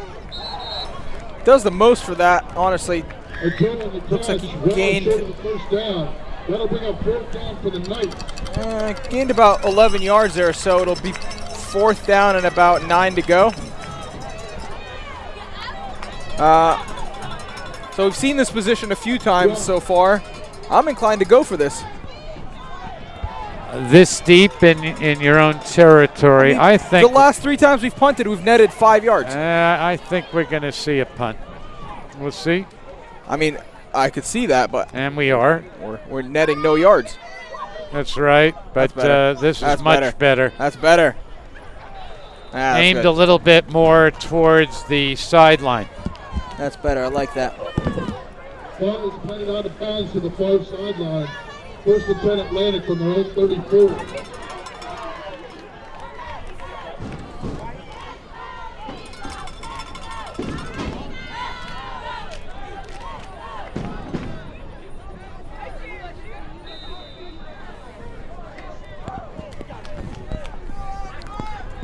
Alrighty, so we didn't really get anything going there. That big 20-yard loss on that run attempt basically meant the end of that drive. That's right, but a decent change in field position. Atlantic has 1st and 10, their own 33-yard line. Handoff And much bigger push, a flag on the play. Yeah, that flag's going to be for a face mask on the Knights, so tack on another 15 yards to that. Couldn't see who was on, but somebody's hand reached up there and grabbed some face mask.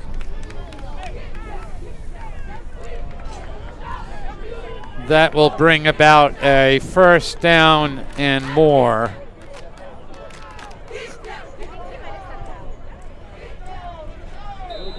Scoop says these are the best commentators in all of high school football. Thanks, Scoop.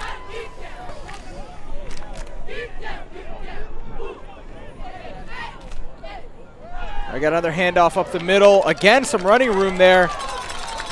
Honestly, these the Eagles have found something going here on the run game. They're gouging us for big runs now. That's right. The Knights are definitely on their heels, not looking good here. That's right. There's been some adjustment made by Atlantic. I mean, they're definitely getting to the line faster. And we may be tiring out a little bit on that front line. Another handoff, more space. About 5 yards there on first down. It's a positive play. Just tries to get the corner turn. Gain of 3 will bring up 2nd and 7. 2nd and 7 for Atlantic. From the Knight 40. I see Race is trying to defend her honor here, incorrectly so. White knighting with the best of them. Race, he was complimenting us, man. What are you doing? Yeah, but Jonathan is claiming we're second best to him, I think, is what he's trying to say. All right, 2nd and 7 for Atlantic. Hands it off to Bryson Clark. And a good tackle made by Wesley Bailey. And that's going to be bringing up 3rd down and about 4 yards. A important 3rd down, both for Atlantic and Clearwater Academy.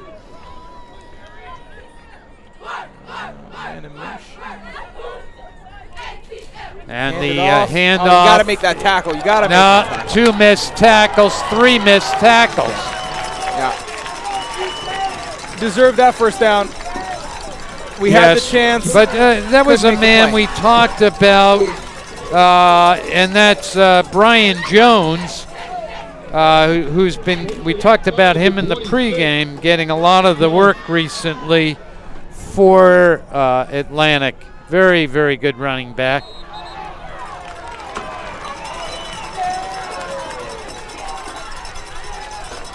The Knights jump early, then a mark it up 5 will bring up 1st and 5. Got the Knights 2 jump. 8 minutes remaining in the game.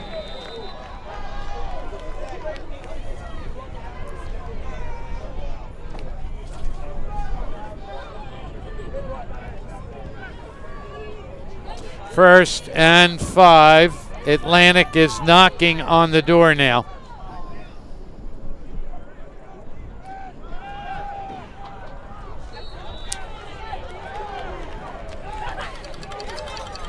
Big tackle.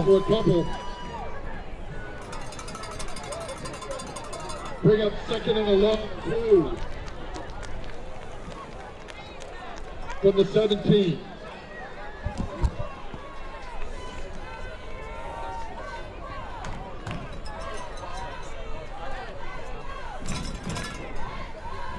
Alrighty, so we got 2nd down here. And I think they jumped off sides there.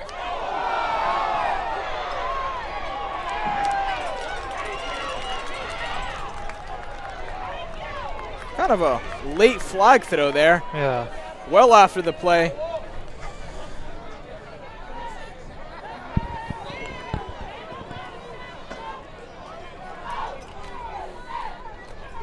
I think the white hat is going to wave this off because that didn't seem like anything.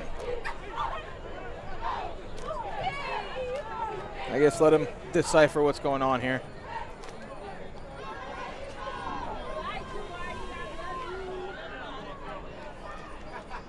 False start on the offense. Personal foul on the We got defense. motion against Atlantic, but then we got a dead ball foul All right. against the There goes that. I didn't really see it there, but we're shooting ourselves in the foot here. That's right. That'll be 1st and goal from the 10 here for the Eagles. And this crowd is really getting into it now. They can smell some weakness in the Knights.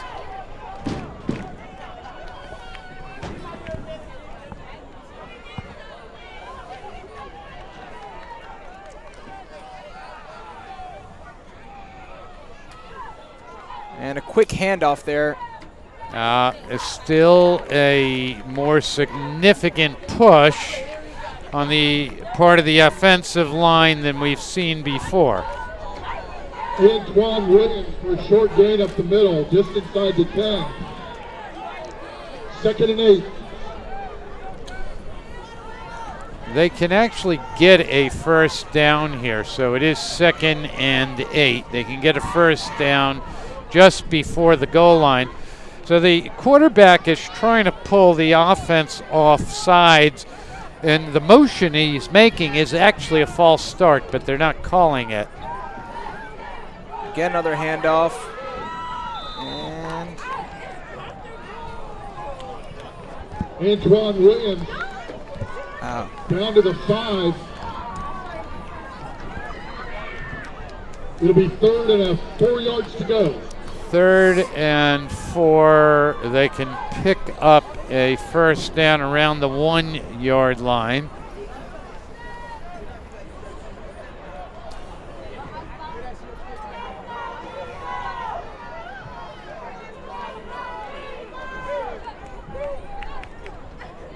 It'll be difficult to run against this front.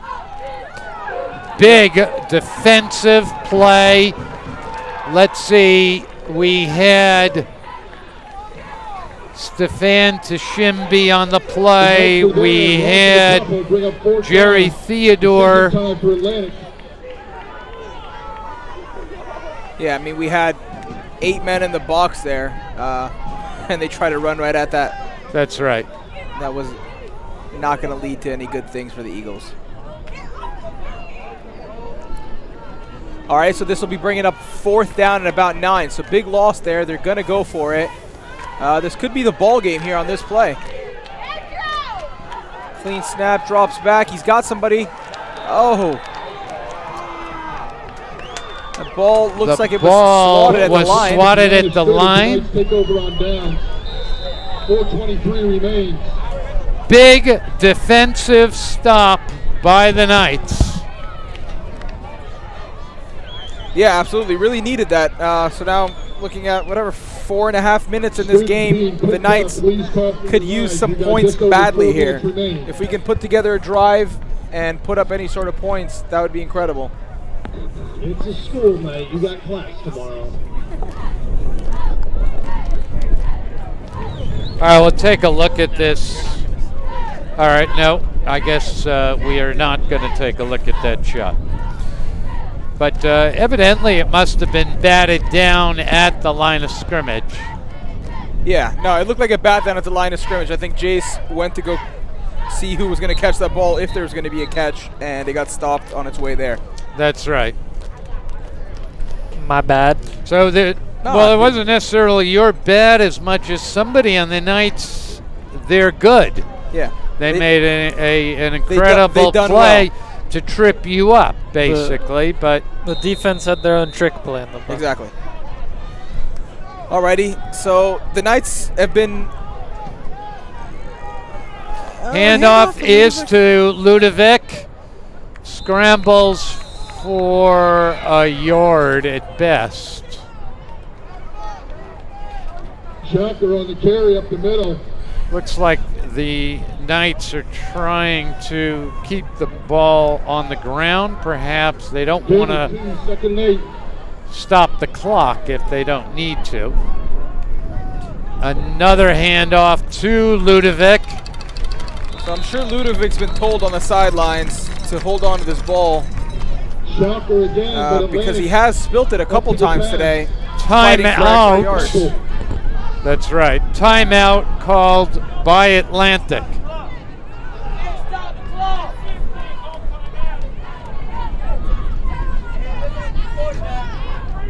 Alrighty, so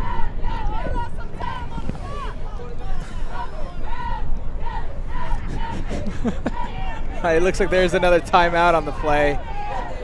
It's going to be third down and about, 7-8 yards to go there. Timeout Atlantic, their first timeout of the half.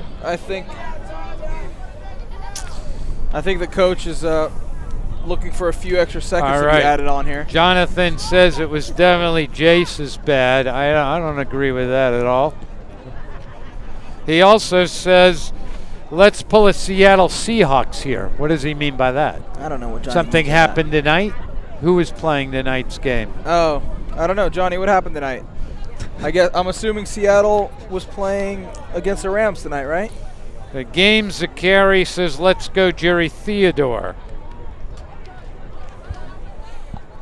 Johnny, I don't want to hear you putting Jace down on his camera ability. Everyone knows the best ability is availability. Chris Kidd Where says, you at today? All right. Chris Kidd says we need Dortch and Taj on offense. Pass is to Ludovic. Oh. A big tackle. It's not Ludovic. By the, that was Luke Dean. Yeah. A big tackle on the part of the Eagles. Stopped him just short there. Just short. But a huge stop because that looked to be a first down for the Knights. Yeah, big stop there. Well, fourth and less than a yard. Yeah, looking up. Fourth and half a yard or so. I think this is a no-brainer. We probably go for it. Looks like the we're Knights calling a timeout to talk about it. Yep, taking a timeout.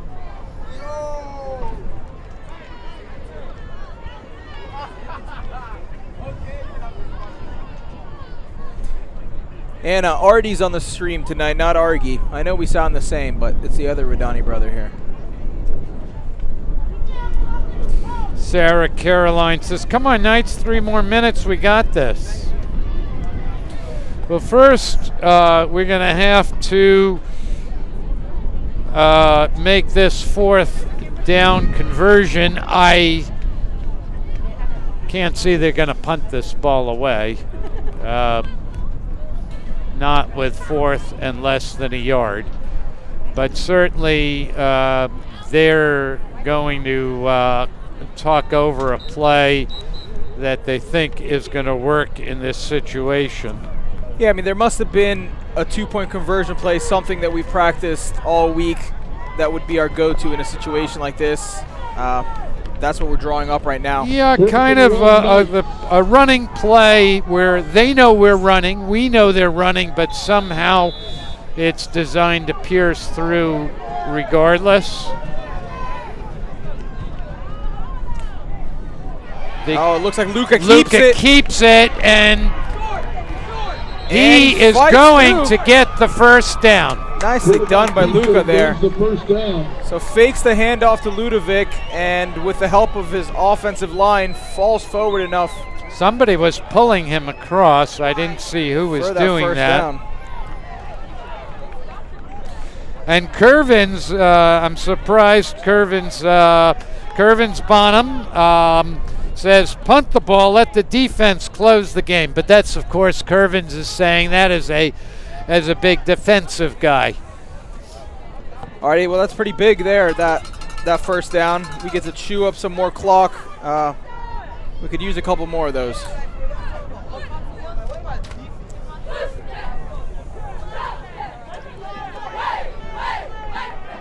And that's a handoff to Ludovic. Falls forward for maybe a yard or so, and that'll be a timeout on the field. And we do have that replay of that fourth down here. Yeah, this is that scramble. I got very nervous when I saw Luca. Pulled him through. Akeem pulled him through.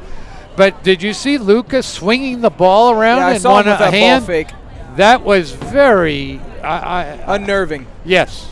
If anybody had punched that spot at that moment, he would have lost that ball. We have a timeout. Timeout Eagles here, trying to conserve some of this clock. That's right. Knights managed to get, 2 yards on first down. 2nd and 8. This is a nail biter. Scoop is saying Akeem is playing both ways. Wow. That's right. Akeem is sometimes put in it in like a goal line type offense, which that sort of was. 2nd and 8, Knights. Hand off. No, fake to Ludovic. Pass to Akeem. Oh, he's are you not going kidding down. me? There we go. That's great to see. So our big defensive end, Akeem Messidor, in there on offense, probably has put this game in the bag. That was a big first down, moves the ball up close to midfield. It's still a 5-point game with 2.5 minutes left. In the bag, Jeffrey. I've seen this story before. The people are heading out. Agree with you in the slightest. We got a phantom flag on this play. It's just getting called back. Flag on the play will nullify the first down. What is going on? This was the play. The fake was to Ludovic. I think it might be at the end of the play. I think it might be a personal foul right there on Akeem. I think he might have. So the first down stands. If it's a dead ball foul, then it's a first down still. That is correct. You're 100% correct. You're Artemis. 100% correct. Illegal man downfield charged against the Knights will nullify the first down. Illegal. How is it illegal man down? All right. Oh, illegal man downfield. So I was wrong. Not a dead ball foul. That is a 5-yard penalty. Repeat. Second down. Well, why is it? So he's showing the wrong. Okay, he's going to change it to second down now. All right, sorry about that. So the game is not in the bag. These people that just left need to run back in here. That was a great play by the Knights. Might have been a little slow, though, in developing, and we managed to get a lineman too far down the field.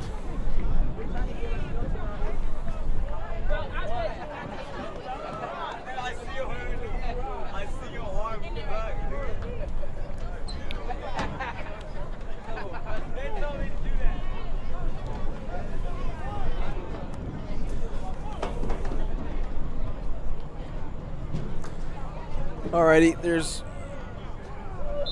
looks like we're ready to play again. Right. So we've got Choquette in the backfield. 2nd and 12 for the Knights. Now pushed back deep into their own territory. Handoff to Ludovic. To Ludovic. He has got some space. And that will be a first down. That is a first down. Maybe. Where's the flag? Shopper on the carry. And they are signaling first down now. First down. Nicely done there by Ludovic. So got a great block, found a little bit of space, did enough to earn that first down. That's right. That goes a long way towards sealing the game, Jeff. Is that better? There's still a long way to go. It's 2 minutes. Well, 2 minutes. It's a 5-point game. These aren't the Buccaneers, Jeff. We're not allergic to success. We thrive on it. Akeem is still in there on offense. Hand off to Ludovic. He is tackled immediately for a loss. How many timeouts do these guys have left?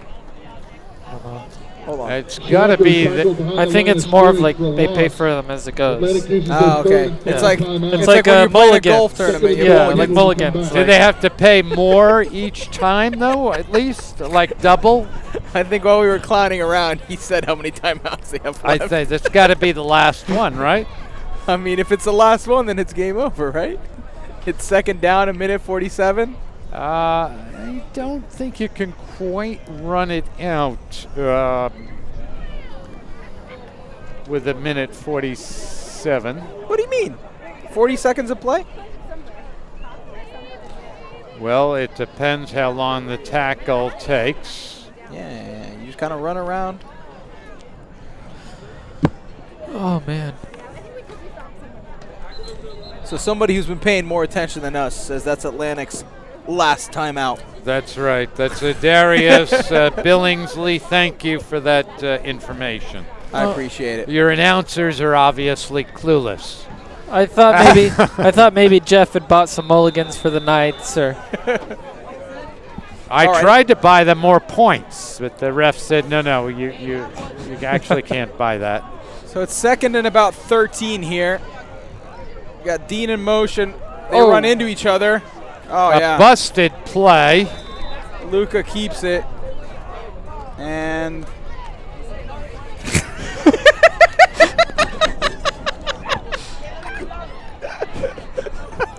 what happened? What did I miss? Nothing. That play, they literally just ran right into each other. 3rd and 14 for the Knights. And it looks like, as I said, they will not be able to just run this clock out. Hey, Luke, can we get that on a replay?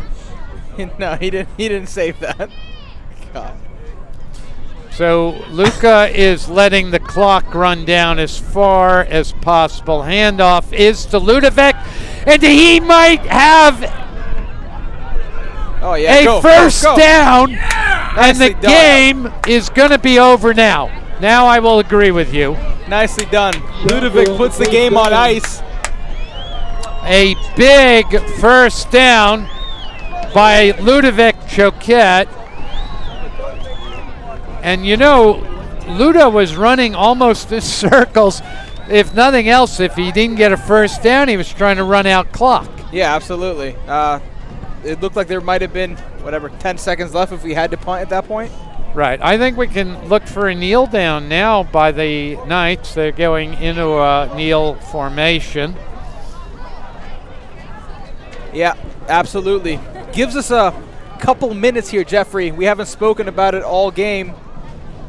KSN, player of the match. No, it's been too nail biting, but I have an interesting concept.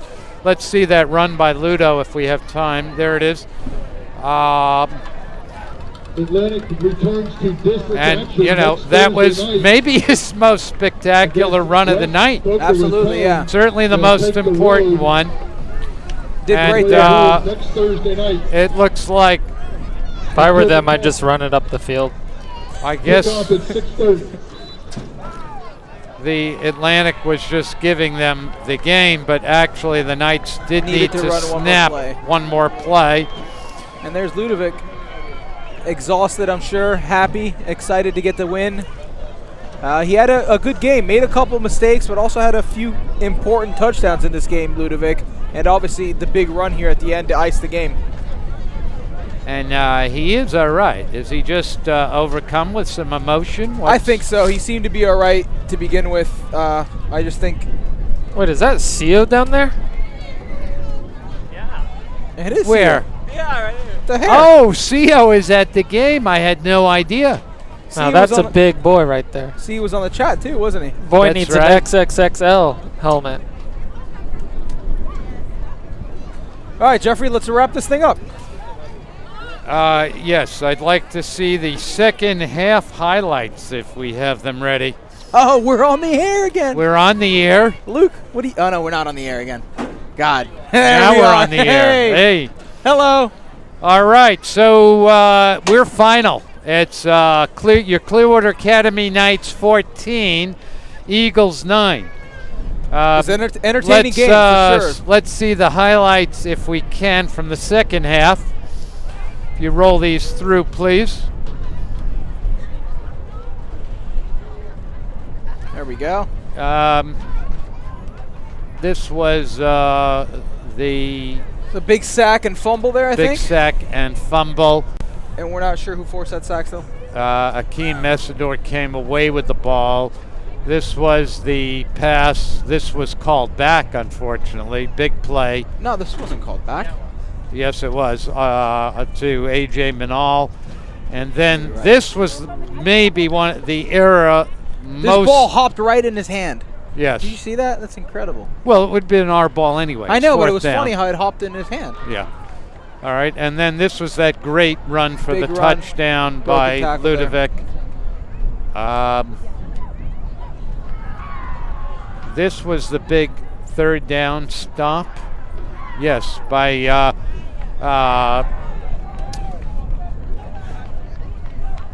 who was that by? That was by And this is Stefan that fourth- Tshimbi, wasn't it? Fourth and short here. The team effort with Hakeem pulling him through. It was, there were so many plays. You can say this is the play of the game. This is the play of the game.